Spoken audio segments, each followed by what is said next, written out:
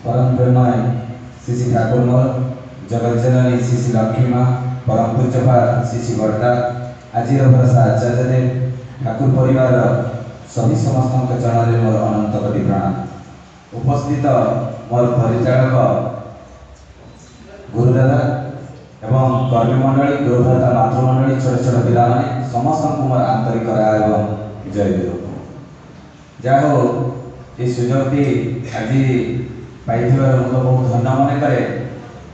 एटा एक इनसीडेंट रे प्रोग्राम टी प्रोग्राम टी एक्चुअली पाइक माल काली आसती मत पाखापाखि 20 दिन पूर्व से मत कही जेहेतु रविवार नाला तेणु हाँ मानी कहीं कौन रविवार तो फंका न थाए मोर उत्सव समय तेणु दादा मत परदिन फोन कले कौन आप पाइक माल आसुँच हाँ ताले आप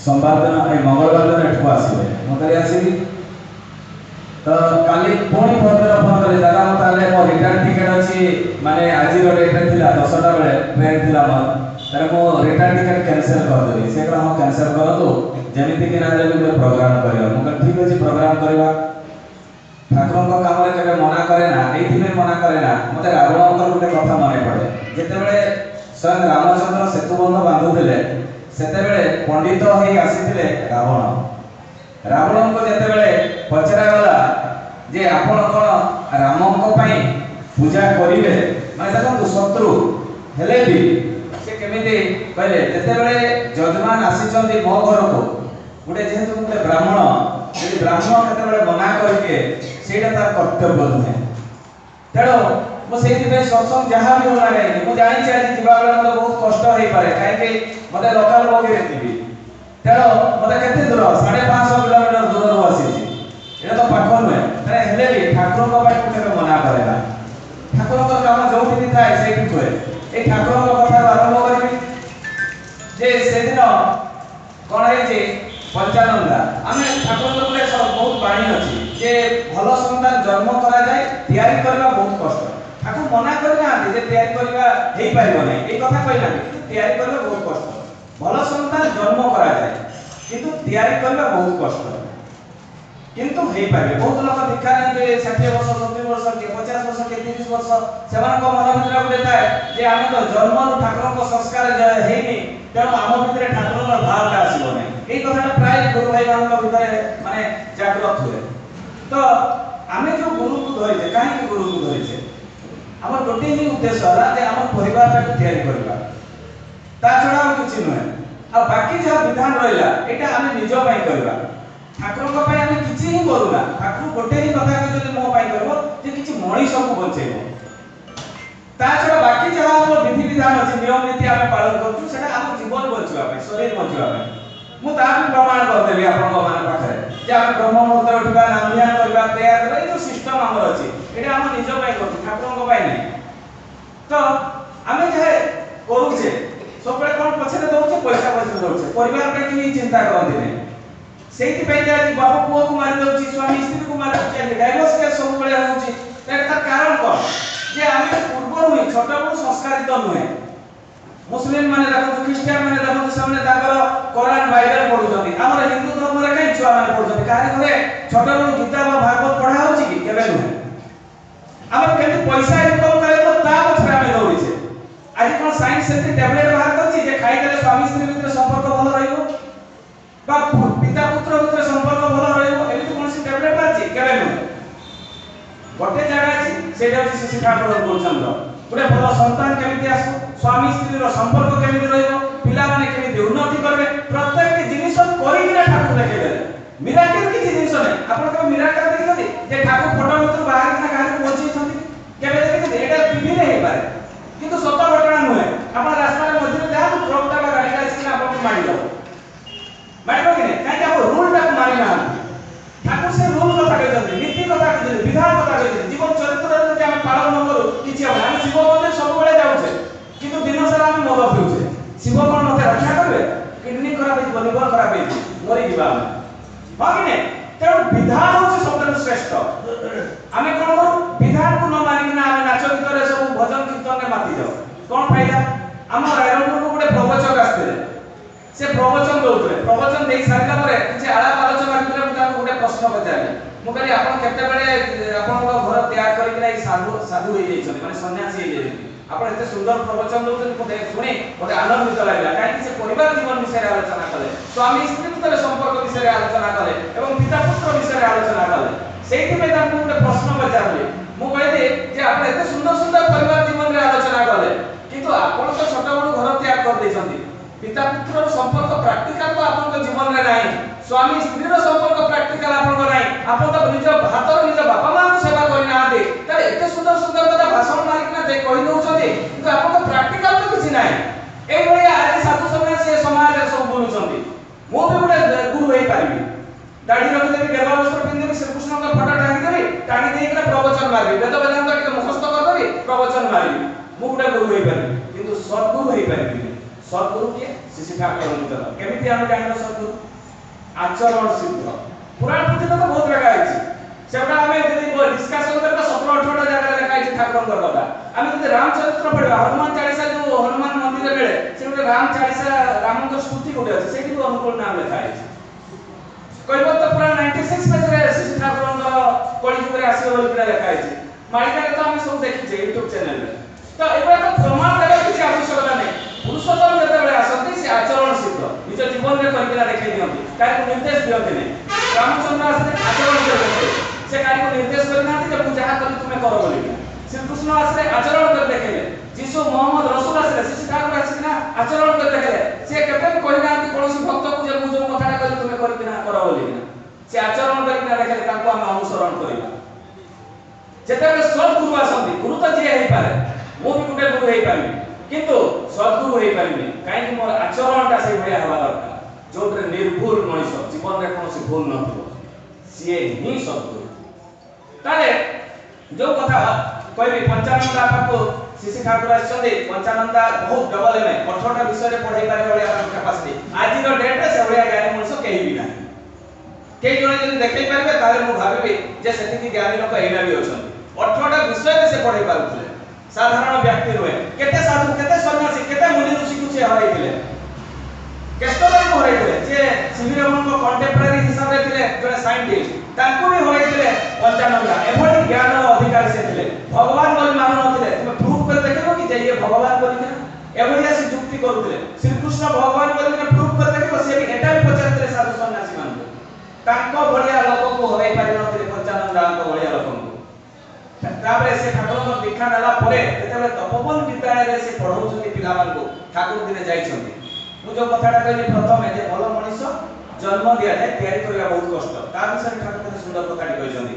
पंचानंदांगर जो तपोवन विद्यालय रे से पढाती शिशु ठाकुर से तपोवन विद्यालय तयारी कर दिले से को जाइछथि ठाकुर दर्शन करिया भाई किभଳି पिलामान को पढा होछि जाई के देखिले बहुत डाल पिला किछि अछथि पंचानंदा को कहउछथि आपन एते ज्ञानी लोक ए पिलामान को काहे डेवलप करि पारना हमका मेरिट केमति ग्रोथ हे पार नै काहे ए कथाटी पंचानंदा को शिशु ठाकुर पचारले पंचानंदा को जले मोर बुद्धि विवेक द्वारा जहा चेष्टा करिछि किंतु ता परे भी हमर डेवलप हे पारुनी मु निजे बुझि पारु नै केमिते डेवलप ठाकुर कहउछथि भलो पाइबा दे मेरिट ग्रोथ ठाकुर कोन कहले भलो पाइबा दे मेरिट ग्रोथ पंचानंदा को जदि मु सब दिग दे चेष्टा करछि हे नै এই কথাটি সেদিন ঠাকুর সেইটি রখিদেলা পরে ঋত্বিক কনফারেন্স ঠাকুর ঠিয়া হইতানি পঞ্চানন্দা সেপটু আসুতানি পঞ্চানন্দা ডাকিনা গলে এই পঞ্চানন্দা সে দেখিলো সে কুকুরটা কেতটা ছুয়া দেইছি সেটা কলে ঠাকুর সে চারিটা ছুয়া দেইছি সেইটার ভালো সুস্থ সবল গোটে কুকুরটাকে আনি তুমি লালন পালন কর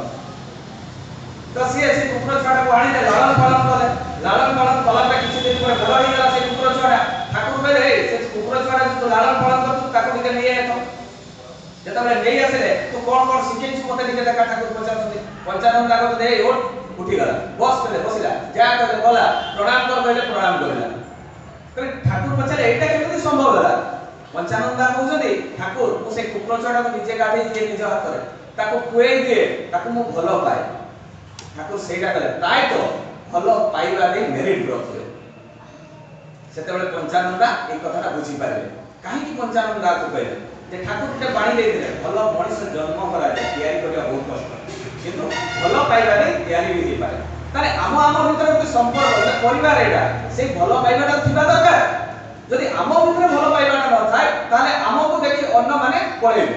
ଯଦି ଆମ ଭିତରେ ଭଲ ଥାଏ ବଣ୍ଡିଂ ଥାଏ ତାହେଲେ ଅନ୍ୟମାନେ ଅଟୋମେଟିକ ଆଟ୍ରାକ୍ଟିଭ ହେଇକରି ଆସିବେ। କାହିଁକି ଏଟା ହଉଛି ମ୍ୟାନ୍ ମେକିଂ ଏ ଫ୍ୟାକ୍ଟ୍ରି। ଏଟା କାହାକୁ ଉପଦେଶ ଦିଆଯାଏ ନାହିଁ, ଏଟା ତିଆରି କରିବା ପାଇଁ ବିଧାନ ଦିଆଯାଏ ଆଉ ସେଇ ବିଧାନଟାକୁ ନିଜ ଜୀବନ ଚରିତ୍ରରେ କରାଯାଏ। ଭଲ ସନ୍ତାନ କେମିତି ଆସିବ, ଜଣେ ମାର ନେଚର ଚରିତ୍ର କେମିତି ତିଆରି ହେବ ଠାକୁର ତାହା ବତେଇଛନ୍ତି ଆଉ ତାକୁ ନେଇ ଭଲ ମଣିଷ ଆସିବ। ଏ ବିବାହ ସଂସ୍କାର ବିଷୟରେ କେଷ୍ଟଦା ଦିନେ ପଚାରିଥିଲେ ଠାକୁର ବହୁତ ହିନ୍ଦୁ ଧର୍ମ ସଂସ୍ଥା ଅଛି, সেই সংস্থা মানে বিবাহ বিষয়ে কেবে বি কুয়া হয়নি বা আলোচনা করা হউনি, কিন্তু ঠাকুর আপন যে বিবাহ বিষয়ে চিত্তরঞ্জন দাস কু কইଥିଲେ, সুভাষ চন্দ্র বোস কু কইଥିଲେ, তারপরে বি মধ্যে আপন চেষ্টা লাগি রইছন্তি কাই ভালো সন্তান কোন আসিবা পাই আপন যে সংগ্রামটা করছন্তি সেটা কোন দিনে না দিনে সফল হবে। ঠাকুর কইলে দিনে পাবনা হিমায়তপুরে বাড় আসিলা, বাড় মানে বন্যা আসিলা আর সেই বন্যারে কেতে মଣିষ কেতে পশু কেতে পক্ষী সব ভাসি ভাসি চালি গলে। এই যে পশু পক্ষী সব ভাসি গলে সেই সাপ সামনে বেঙ্গ আছে, বেঙ্গ সে খাই পারু নাই সাপ, মଣିষ সামনে বাঘ আছে, বাঘ মଣିষକୁ খাই পারু নাই। কাହିଁକି ସମସ୍ତେ ବଞ୍ଚିବା ପାଇଁ ଚେଷ୍ଟା କରୁଛନ୍ତି ଆଉ ଦିନେ ଜାଣି ଯେ ଏଇ ସମୟ ଆସିବ ଯେ ପରିବାର ଏମିତି ବିଶୃଙ୍ଖଳା ଆସିବ ସେମାନେ ବଞ୍ଚିବା ପାଇଁ ଚେଷ୍ଟା କରିବେ। এই যে মরণ কাଳରେ ସେମାନେ ବଞ୍ଚିବା ପାଇଁ ଚେଷ୍ଟା କରିବେ ଆଉ সেই ବଞ୍ଚିବା ସମୟରେ এই ବିବର୍ତ୍ତନଟା ହେବ। ସେତେବେଳେ ମୋ କଥାଟା ତାଙ୍କ ମୁଣ୍ଡ ଭିତରେ ପଶିବ ଆଉ ଆଜିର ଡେଟରେ ତାହା ହିଁ ହେଇଛି। ଆଜି ପିଲାମାନେ ବାପା ମାଙ୍କୁ ଛାଡ଼ିକିନା ପଳଉଛନ୍ତି, ବାପା ମାଙ୍କୁ ବାଡ଼ଉଛନ୍ତି, ବାପା ମାଙ୍କୁ ତୁଚ୍ଛତ କରୁଛନ୍ତି। ଗୋଟେ ନୂଆ ବୋହୂଟା ଆସିଲା ବେଳେ ଶାଶୁ ସହିତ ପଟୁ ନାହିଁ, ସେତେବେଳେ ମାଡ଼ଧର ଲାଗୁଛି, ତାହା ଏତ ବିବର୍ତ୍ତନ ହେବାକୁ ଯାଉଛି। ଆଉ କିଛି ବର୍ଷ ପରେ ଦେଖିବେ ମା ବୋହୂ ଶାଶୁ ଶ୍ୱଶୁର ବାପା ପିଲା ସବୁ ମରିବା ପାଇଁ ଚେଷ୍ଟା କରିବେ, এই জীবনটা বেকার କରିବେ ସମସ୍ତେ। କାହିଁକି ଠାକୁରଙ୍କ ସଂସ୍କାରରେ ତ ସେମାନେ ସଂସ୍କାରିତ ହେଇନାହାନ୍ତି। ଖାଲି ଭଜନ କୀର୍ତ୍ତନ କଲେ କିଛି ଲାଭ ହୁଏ ନା, ତାଙ୍କର ଚରିତ୍ରଟାକୁ ଠିକ ଠାକୁରଙ୍କର ଚରିତ୍ରଟାକୁ ନିଜ ଜୀବନ ଚରିତ୍ରରେ କରିବା ପାଇଁ ପଡେ। ଯେତେ ପର୍ଯ୍ୟନ୍ତ ନିଜ ଜୀବନ ଚରିତ୍ରରେ ଜଣେ ନ କରିଛି ସେତେ ପର୍ଯ୍ୟନ୍ତ କିଛି ହେବ ନାହିଁ। ତେଣୁ ଠାକୁର ଯାହା ବିଧାନ ଦେଇଛନ୍ତି ତାକୁ ତ ଆମକୁ ଜାଣିବା ପାଇଁ ପଡିବ। ଯେତେ ପର୍ଯ୍ୟନ୍ତ ଆମେ ନ ଜାଣିବା ସେତେ ପର୍ଯ୍ୟନ୍ତ ଆମେ କିଛି ବି କରିପାରିବାନି। ତେଣୁ ଏଇ ଯୋଉ କହୁଥିଲି ଗୋଟେ ପରିବାର, ଏଟା ଗୋଟେ ବଣ୍ଡିଂ, ଏଟା ଗୋଟେ ପରିବାର କେମିତି ହେବା ଦରକାର। ସମସ୍ତେ ଯେତେ ଗୁରୁ ଭାଇ ଅଛନ୍ତି ସମସ୍ତେ ଏକଜୁଟ ହେବାର ଆବଶ୍ୟକତା ରହିଛି। ସେଦିନ କ'ଣ ହେଇଛି ମାଇଚିଦା ଜଣେ ଡକ୍ଟର ଏମ୍ ମୁଖାର୍ଜୀ ଆସିଥାନ୍ତି ଠାକୁରଙ୍କୁ ପ୍ରଣାମ କରନ୍ତି। ଠାକୁରଙ୍କୁ ପ୍ରଣାମ କଲା ପରେ ଠାକୁର ଦେଖୁଛନ୍ତି ଆଉ ଗୁରୁ ଭାଇ ମାନେ ବି ଦେଖୁଛନ୍ତି ଏତେ ହାତ କାଟା ଗଳା ବହୁତ ସୁନ୍ଦର ଲୋକଟେ। ଠାକୁର ପଚାରୁଛନ୍ତି ଆପଣଙ୍କ ନାମ କ'ଣ? ସେ କହିଲେ ମୋ ନାଁ ହେଉଛି ଏମ୍ ମୁଖାର୍ଜୀ। ଆପଣ କରନ୍ତି କ'ଣ? ମୁଁ MRC ପାସ୍ କରିକିନା ଆସିଛି ଆଉ ମୁଁ ଜଣେ ଡକ୍ଟର। ସେ କହିଲେ ତମେ ଆଶ୍ରମରେ ରହିବ ଠାକୁର କହୁଛନ୍ତି। ତ ସେତେବେଳେ କହିଲେ ଠିକ ଅଛି ମୁଁ ଆଶ୍ରମରେ ରହିବି।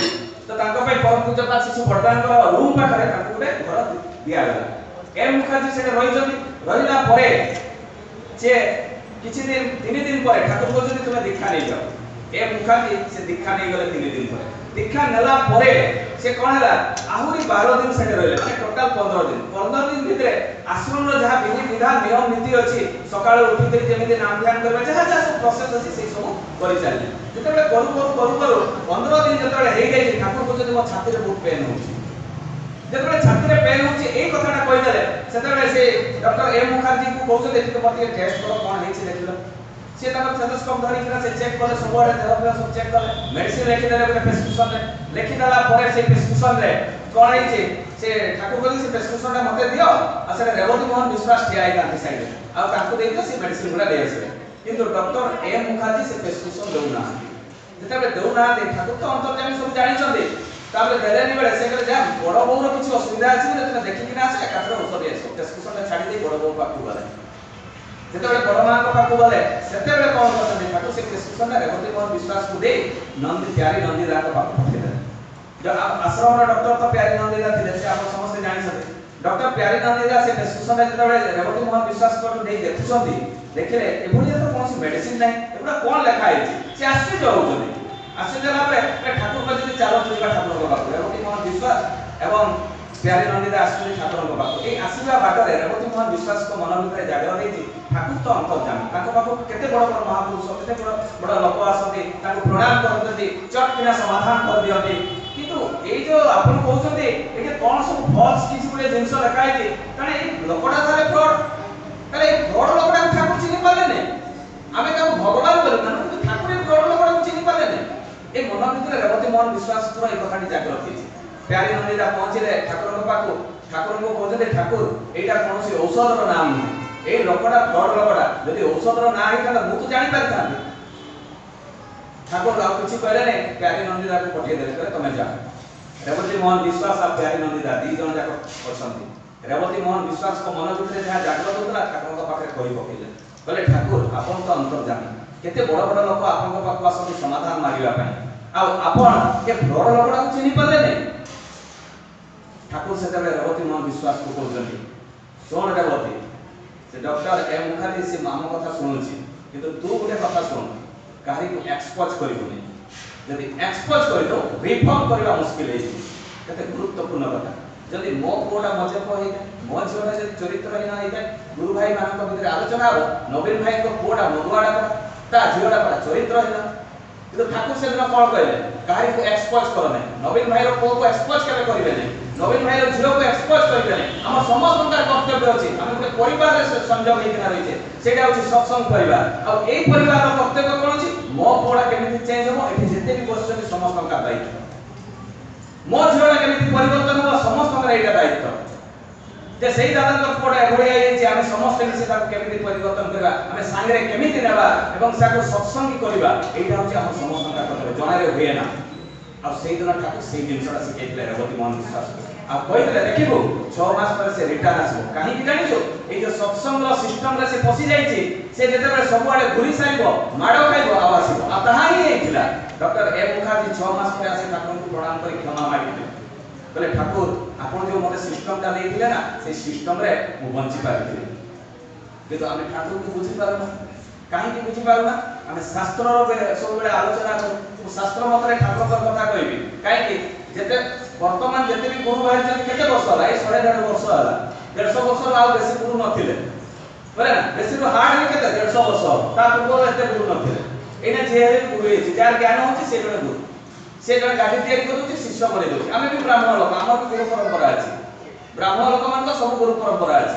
का गुरु गुरु है किना ठाकुर को भी गुरु परंपरा कबीर को ठाकुर सृष्टि है कबीर पर किए गुरु नानक नानक पर हजूर महाराज राजा साहेब तापर सरकार साहेब तापर हजूर महाराज कोन कले जे माता मनमोहिनी देवी को कहले जे मोर देह असुस्थ होईछि वर्तमान तो ए पुरुषोत्तम स्वयं ए लीला करिया पई जन्म हे गलानी मते तुम को को दीक्षा देबार मोर ताकत नाही हजूर महाराज निजे कहिले जदि हम गुरु परंपरा रे देखिबा ताने हजूर महाराज कोन कहले जे मोर ताकत नाही मते देह असुस्थ हे गलानी आ कुछ दिन पर मोरे इह नाम छाडी किना पळेबी से पूरा नीट एंड क्लीन कहि देले माता मनमोहिनी देवी को तमे दीक्षा दे दियो आ माता मनमोहिनी देवी श्री ठाकुर को दीक्षा दे गुरु को निर्देश करने हजूर महाराज को निर्देश करने से दृष्टि रो देखले सेटा भी हम यदि प्रमाण दरकार ताले मु सेटा भी कहि देली द्वितीय जिनसडे अछि जीवंत आदर्श जीवंत गुरुंकर आवश्यकता रही सेटा बेले समस्त जीवंत आदर्श करूथले मु टिके पूर्व कहि मु गोटे गुरु हेइ पारि तुम सद्गुरु हेइ पारिबे ए कथाटा पूरा नीट एंड क्लीन कर देली मो पाखे यदि ज्ञान थिबो वेद वेदांतर ताले मु गोटे गादी तयारी करी शिष्य 50 टा तयारी कर दे पारे मरिला पूर्व कम से कम 1000 टा मो शिष्य हेइ जाइथिले किंतु मो द्वारा आपण जानि छथि कबीर दास को गोटे सुंदर कथाटी रामकृष्ण ठाकुर से जति नेटा थिले बांगरा ताको शिष्य गुडा बहुत बड़ बड़ तो जेते बे देखिले रामकृष्ण ठाकुर किछि भक्त माने कोन देखले गोटे कुकुरटार घा हे जाइछि जेते बे घा हे जाइछि से कुकुरटार तो रामकृष्ण ठाकुर देखले से तो कहिबे आश्रम को आना ताको ट्रीटमेंट कर ताकर भक्त माने बहुत चतुर से माने कोन कले से कुकुरटा को नै बहुत दूर रे छाडी देले तने याको के धरिबो के सफा करबो ताको बहुत दूर रे छाडी देले काहे से पक फुक हो जाइछि ता घा रे कुकुरटा तो बहुत दूर रे छाडी देले रामकृष्ण ठाकुर तो जानि पारबे नै कि देखि पारबे नै से तो बांगराटा आ हमें रास्ता रे गला बेले ताको छेंकी जिबा तेनु तो आ से देखि पारबे नै कि रामकृष्ण ठाकुर जे अंतर्जामी से कथाला ताको मुंड भितर बाहरी जाइछि तो जा भी रामकृष्ण ठाकुर आश्रम रो बाहर केना जाउछथि कहले ए सेटा केडा गोटे कांदुछि से कहले ठाकुर केही नै ता शिष्य माने कहले केही नै कहले ना ना एटा कुकुर रो आवाज सुना जाउछि सेते बे मानकर मुंड खराब हे गला कहले तैदा तो रामकृष्ण ठाकुर कहले से कुकुरटा को आनिबा पई कहले ठाकुर सेटा कुकुरटा घा हे जाइछि तेनु सेटा दूर रे अछि कहले नै ताको नै किना आसो ताको नै किना आसी किना आश्रम रे ट्रीटमेंट हला से कुकुर रो घा सफा हला सुंदर भाबे ट्रीटमेंट कले ट्रीटमेंट करी सारिला परे किसी भक्त तो बहुत चला ना रामकृष्ण ठाकुर को प्रश्न करछथि ठाकुर से कुकुरटा कष्ट काहे कि पाइला रामकृष्ण ठाकुर कहले ए सेटा कुल गुरु थिला रे आरो जन्म रे कुल गुरु थिला ए जन्म रे कुकुर हे जन्म हला काहे कि से निजे निजे भगवान हे जाइछि तेनु ए जन्म रे से कुकुर जन्म हला आ तार जो पकपुडा जो हेथिले शरीर रे सेटा तार शिष्य माने तार कामरु चंद मुक्ति दे कहि किना आ आज हमर अवस्था ता हम किछ बुझी पारुना आ हम नियारे ही छास मार दो अब ताहा ही हुए आज समस्त गुरु हे जाइछन तेणु केते सुंदर कथा रामकृष्ण ठाकुर केते सुंदर कथाटे तो आमे एई गुडा भितर आमे दूरे किना रहिबा काहे की दूरे किना रहिबा सेति पे जीवंत गुरुर काहे की आवश्यकता गुरु गुरुर आवश्यकता ठाकुर एपट सब कोन सी जिंस दे नांदी वेदर कथा कहि से दर शिव एवं पार्वती बसतांती बसिथिबा समय रे पार्वती प्रश्न करछंती बोलते ए मनुष्य माने सब मूर्ख गुडा काहे के विभिन्न देवदेव घरे टांगी किना रखिछंती के सिंदूर चंदन मारी सब भक्ति कर दैछंती गुरु गीता अछि स्कंद पुराण अछि रूप वेद रे अछि ए जो कथाटे मु कहूची तो सेतर जेतर प्रश्न कले जे कहा को पूजा करले 33 कोटी देवादेवी पूजा पाइबे ए प्रश्नटा पार्वती शिव को पचारिले सेतेबे स्वयं शिव पार्वती कोन जानि ना सब जानि छथि कहा पाइ पचारले ए लोकमान को प्रतिनिधि पाइ मनुष्य मान को पाइ सेतेबे स्वयं शिव कहले कोन कहले हम समस्त जानि से श्लोकटा गुरु ब्रह्मा गुरु विष्णु गुरु देव महेश्वर गुरु साक्षात परम ब्रह्म तस्मै श्री गुरुवे नमः ताने गुरु होचंदी ब्रह्मा गुरु होचंदी विष्णु गुरु होचंदी महेश्वर गुरु साक्षात परम ब्रह्म माने ए सृष्टि रो मूल तत्व जे ज्ञान अछि से ही परम ब्रह्म सृष्टि रो तत्व जहा पाखे ज्ञान अछि ताले सेदिन निटेल क्लियर कले जे गुरु को धरिले 33 कोटी देवादेवी पूजा पा एटा से श्लोकटा हम समस्त जानि किंतु हम मुंड भीतर एटा फसै नै हम बुझू नै कोन पार्वती प्रश्न करूछथि जे प्रभु कहार मंत्र मनुष्य जप करिवो रूप वेद रे लिखा अछि मंत्र मूल्य गुरु वाक्य ताने गुरु कर निर्देशित मंत्र सहित समान ता माने तो कहा ना मंत्र मूल्य गुरु वाक्य कोठी लिखा अछि रूप वेद रे लिखा अछि ना ताने गुरु जहा निर्देश करबे सेटा मंत्र सहित समान तो ठाकुर राधा नाम ले छै हम आपटा समस्त जानि छै मुनि खुली किरा कहू हो कि नै ताने ए राधा नाम आज देखिबे जे YouTube खोलला बेले सब जते साधु सन्यासी राधा राधा हेतु जाम मारछ कहउछथि ना समस्त YouTube रे ताने ठाकुर वेद बाहर नुहे वेद भितरे वेद टाकू बुझे जति रामचंद्र बुझेले कृष्ण बुझेले जीसु बुझेले मोहम्मद बुझेले आमे सेना संप्रदाय तयार कर देले किंतु ठाकुरन को भितरे कोनसी संप्रदाय नै एते गीता भागवत कुरान बाइबल रखि दबा माने फाइट लागबे केबे लागबे नै काई बही गुडा ना फाइट लागबे नै किंतु ताकर मतटा एक ही अछि सब गुडा को आपण जदि पढिबे कुरान पढंतु बाइबल पढंतु आम शिशु ठाकुरन को सत्यानुसरण पढंतु सब जिनिस ही समान अछि किंतु आमे ही मारधर लागुछे सेति पई ठाकुर गुडे बाणी देथिले जे अन्न को तू निज करी बड़ हबु जदि तू होछु काफे तेनु आम सत्संग रे केबे अन्नर खिलाफ रे केबे कुआ जाय नै समस्त को माने दे काई कि शिशु ठाकुर को से पूर्व अवतार ठाकुर को से पूर्व अवतार तन से आलोचना करले आवश्यकता भी रहिछि तापरे पार्वती पचारि छथि ए प्रभु एटा तो मु जानि पारिले जे गुरुकर निर्देशित मंत्र सहित समान आ गुरु जो नामटा दैछथि सेटा हम समस्त जानि छै ताले पूजा काहा को करिवो ए मनीष पूजा काहा को करिवो सेतेबेले रूप वेद रे लिखा अछि पूज्यम गुरु पादम माने गुरु को पाद को पूजा करबे रूप वेदटा कोन मिछ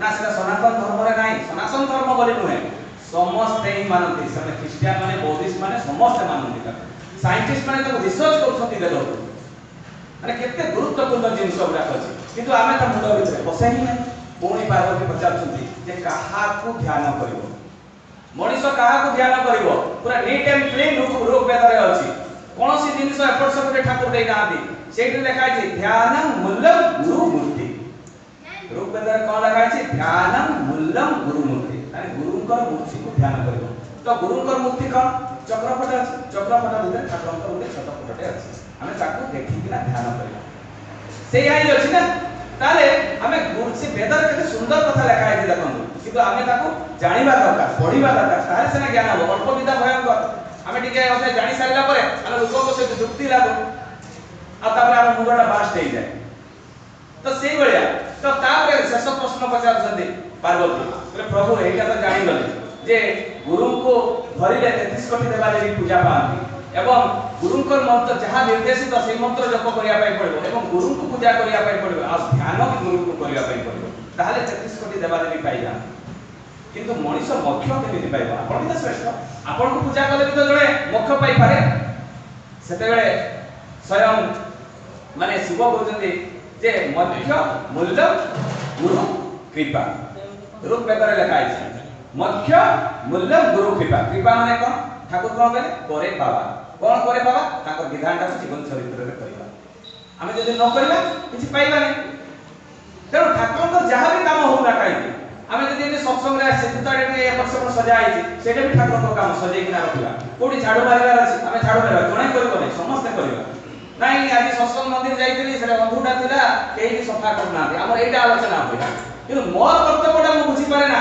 যে মু সৎসঙ্গ মন্দির যাইছি মানে সেটা পেশা নেই না বসিবা পাই নয় মতে ঠাকুরଙ୍କ কিছু কাম করিবার আছে সেটা মহিলাটা করছি ঝাড়ু টিকে মারবা এটা অন্ধুটা টিকে রাখছি সফা টিকে করদবা এটা আଜି টিকে সপ্তাহে থরে আসি পুছি দেবা মোর পুরা মনে আছে জনে জজ থিলে লেডিস জজ জনে জজ মানে আপন জানিଥିବେ কো ক্যাটাগরি ର ସେ লোক তো ସିଏ ଯେତେବେଳେ ଆମ ବାପା ଯେତେବେଳେ ମନ୍ଦିର ଯେତେବେଳେ ନନା ନଥାନ୍ତି ସେତେବେଳେ ଗାଁକୁ ଯାଇଥାନ୍ତି ସେ ଜଣେ ନେପାଳର ସେ ନନା ଜଣେ ଆମ ମନ୍ଦିର ଥାନ୍ତି ସେ ଯେତେବେଳେ ଯାଇଥାନ୍ତି ବାପା ପୂଜା କରନ୍ତି तो पूजा करथुवा समय से जज प्रत्येक रविवार दिन आसंती तार चाकर को धरि किना आसिकिना ताको छुआटा को चाकर हाथ रे धरै दियंती अब विराट बड़ हॉल माने ए हॉल रो 4 गुण हबो से हॉलटा से जज जने निजे पानी बोहंती पाखा पुकी 300 मीटर नळकोर पानी बोहि किना दुई बाल्टी रे आनंती से लेडीज जने आनी किना से घरटा पूरा सफा करती प्रत्येक रविवार दिन से माने सकाळ आसंती 8टा बेले एवं सफा करी निज कोनारे निजे पुछंती से घरटा एवं पुछि किना से जा तारे हमर कर्तव्य कोन आमे निजो को निजे भाबिबा जब मोर गुरुंक पाखु आसी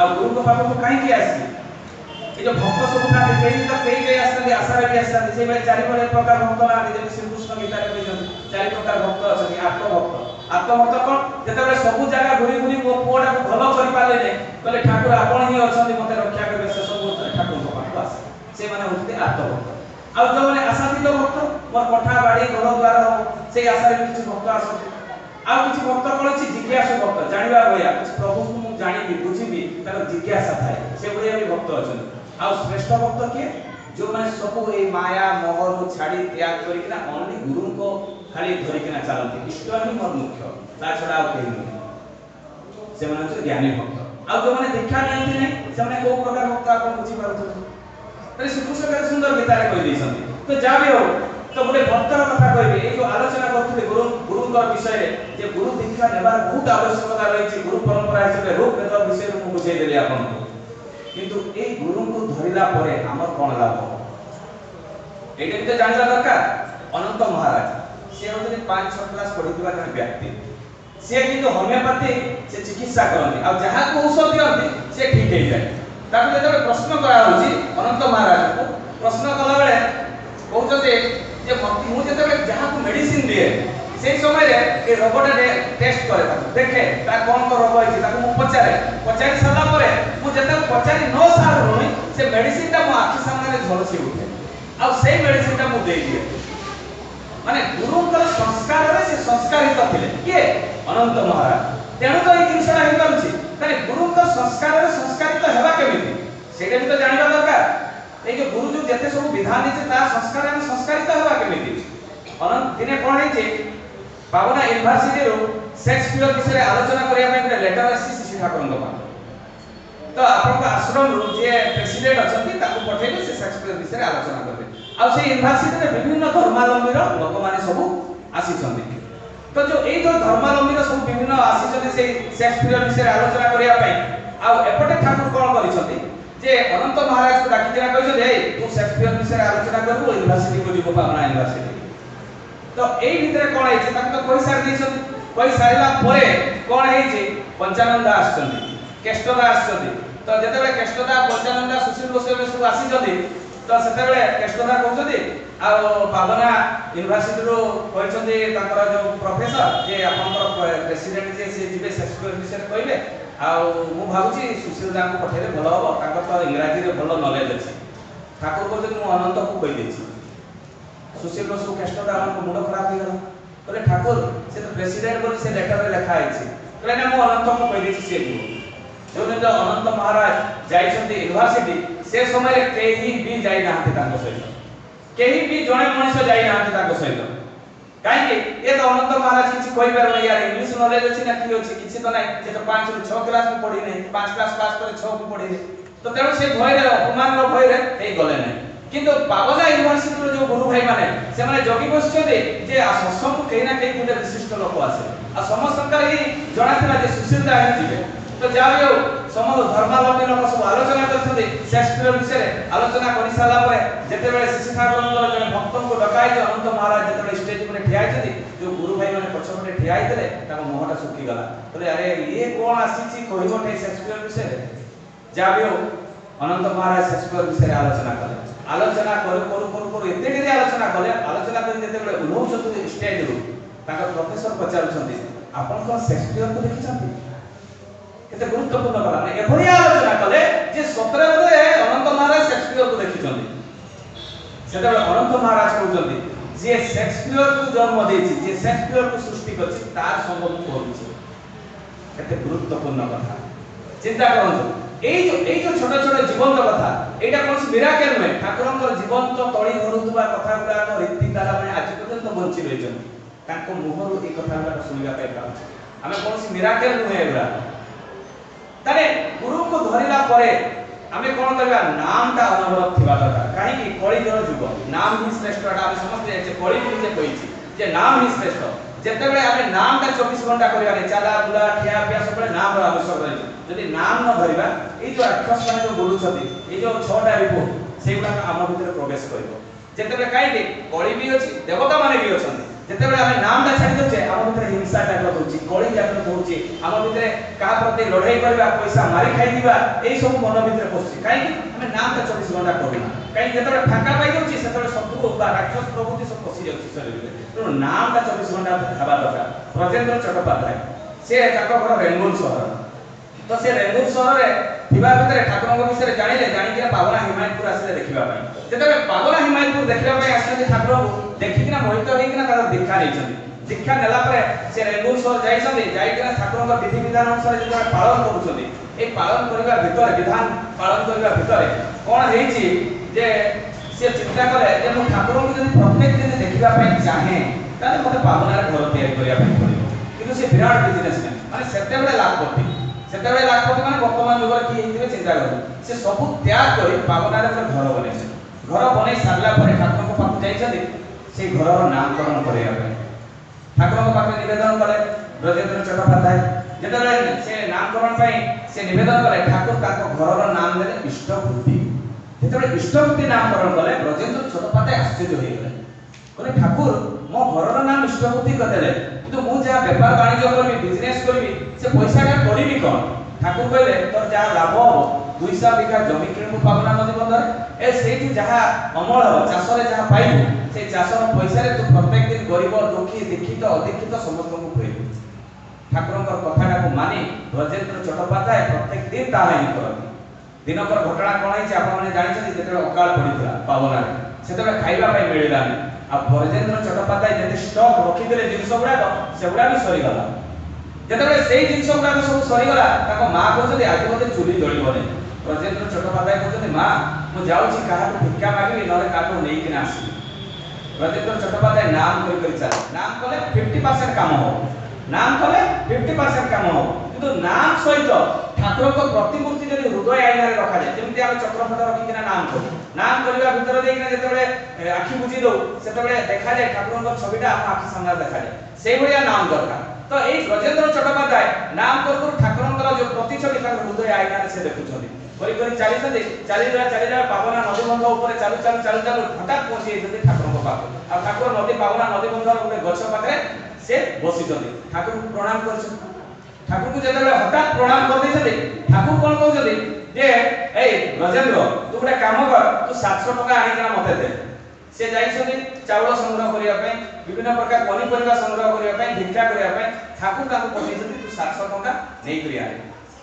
ବୁଝିଲା? ସେତେବେଳେ ଠାକୁରଙ୍କୁ ପ୍ରଣାମ କରୁଛନ୍ତି, ଆଜ୍ଞା ଯାଉଛି। ସେ ଉଠିକିନା ପଳେଇ ଆସୁଥିଲେ। ଉଠିକିନା ଯେତେବେଳେ ପଳେଇ ଆସୁଥିଲେ, ସେତେବେଳେ ଠାକୁର କହିଲେ ଭୋଗ ଲାଗିବା ପୂର୍ବରୁ 700 ଟଙ୍କା ଦେବୁ, ମାନେ ମାତ୍ର 2-3 ଘଣ୍ଟା ଭିତରେ 700 ଟଙ୍କା ଦରକାର। ସେତେବେଳେ ଆଜିର ଡେଟ୍ରେ ଯଦି 700 ଟଙ୍କା କୁହାଯାଏ, ତାହେଲେ 7 ଲକ୍ଷ ସହିତ ସମାନ ହେବ। କାହିଁକି?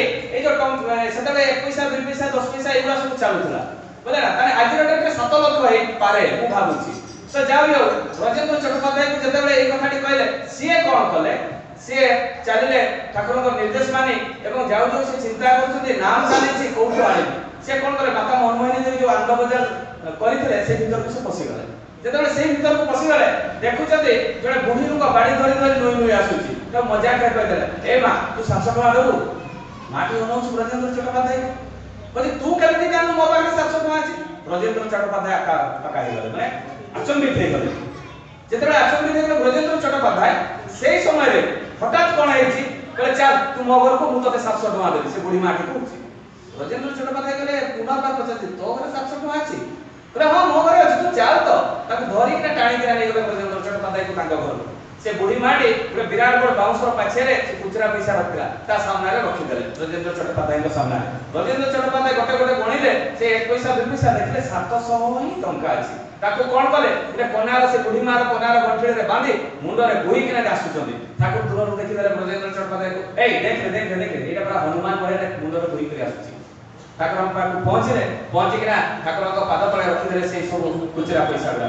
रखी सारिला परे से खुचरा पैसा गुडा ए तू जीबुजा गाधे पादे खाई सारिला परे रेस्ट टिके नेबू तू बहुत कष्ट करिस ठाकुर ए कथाटा कहिदे ब्रजेंद्र चट्टोपाध्याय सेतेबेले ताको मां को कथाटा मने अरे मां तो मते कहते चाउल आनिबा पे किंतु तो समय तो बढी गलानी आ रुसई हेबो केतेबेले जिनिस आसबो केतेबेले एई चिंता में ताको मन भितर पसी गला एवं सेही समय से आहुरी गोटे कथा चिंता करते अरे ठाकुर तो मते निर्देश देले तू जीबुजा घर गाधे खाइबू पीबू रेस्ट नेबू ठाकुर को कथा मानिबी ना मार कथा मानिबी जाबी गुरु को कथा मानिबी गुरु को कथा मानि से घर को गले गाधे के जेते खाइबा पे बसुचंदी ताको मां सात प्रकार व्यंजन ताको सामने काढी देले जेते कहउचंदी मां केते लोकन को खाइबा तुमे केमिति आनिलो आ तुमे एते प्रकार आइटम केमिति तयारी करलो सेते ताको मां कहउचंदी जे पुओ तू जेते बेले गलु भिक्षा करिया पे सेही समय रे पोस्ट मास्टर आस्थिला से मते 200 टका देला 20 दिन रो खाइबा पीबा चावल सब संग्रह कर रखिस तने इष्ट काम परिवार भीतर दे निज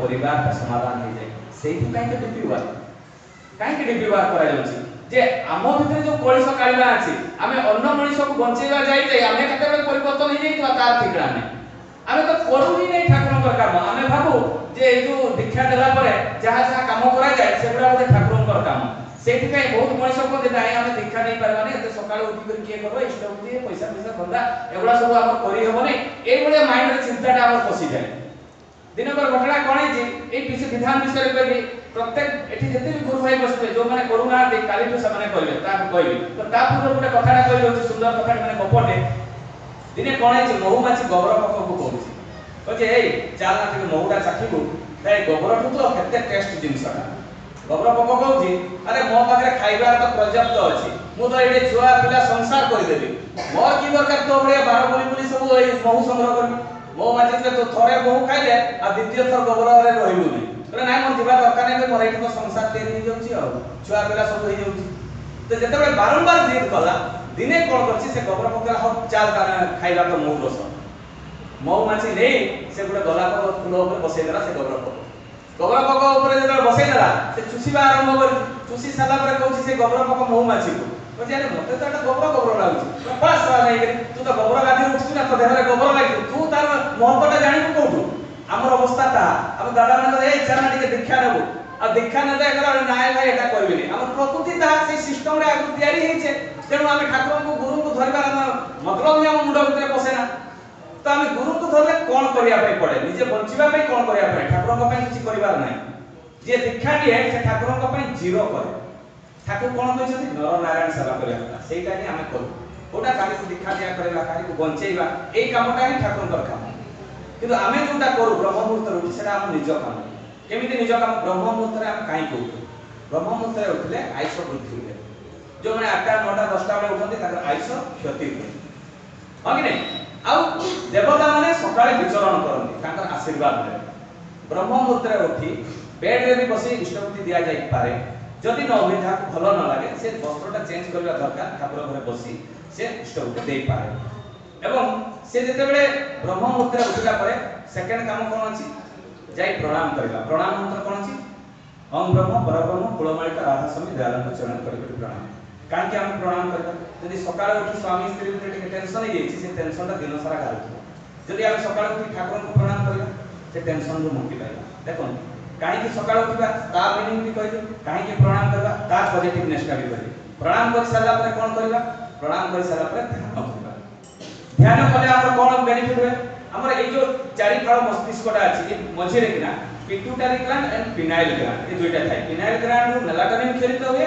पिट्यूटरी ग्लैंड रो नोटा रस क्षरित हुए ए नोटा रस आसे को हम जो खाद्य खाऊ से खाद्य माध्यम रे संग्रह होई सेठी थाए पिनाइल ग्लैंड ता मात्र चावल भरिया केते छोटटा से सेति की विटामिन संग्रह करे बॉडी टा को आज जो हम छोट रो गुटे पिलाटी बड़ होउची ए रस माध्यम रे ए पिट्यूटरी ग्लैंड और पिनाइल ग्लैंड रो कैपेसिटी जो ये मनुष्यटा को बड़ करूची तो जते बेले ए मेलाटोनिन रो काम को मेलाटोनिन भलो निद दिए आ मेलाटोनिन सहित जते बेले अन्य रस माने मिसी जाନ୍ତି सेते बेले ब्रेन सेल डेवलप ए छुआ मान को नाम ध्यान करबा केते आवश्यकता रही छोट बेले ताले कोन हो ताकर विद्या मने रहइबो तेणु ए नाम ध्यान केते आवश्यकता तने नाम ध्यान केते बेले करा जाय राती रे सूर्य उदय हला परे कले से रसटा क्षरित हुए आ ए रस क्षरित केते बेले बंद हुए 40 वर्ष परे ए रसटा बंद हे जाय सेते बेले बहुत टिके टिके झरे अब जो माने अनवरत नाम करी चालती सेति पे आपण देखो मुनि ऋषि माने 200 300 वर्ष बंची रहउले ओनली नाम माध्यम तार कारण ए रस माध्यम से तो खाऊ भी नथिले किछि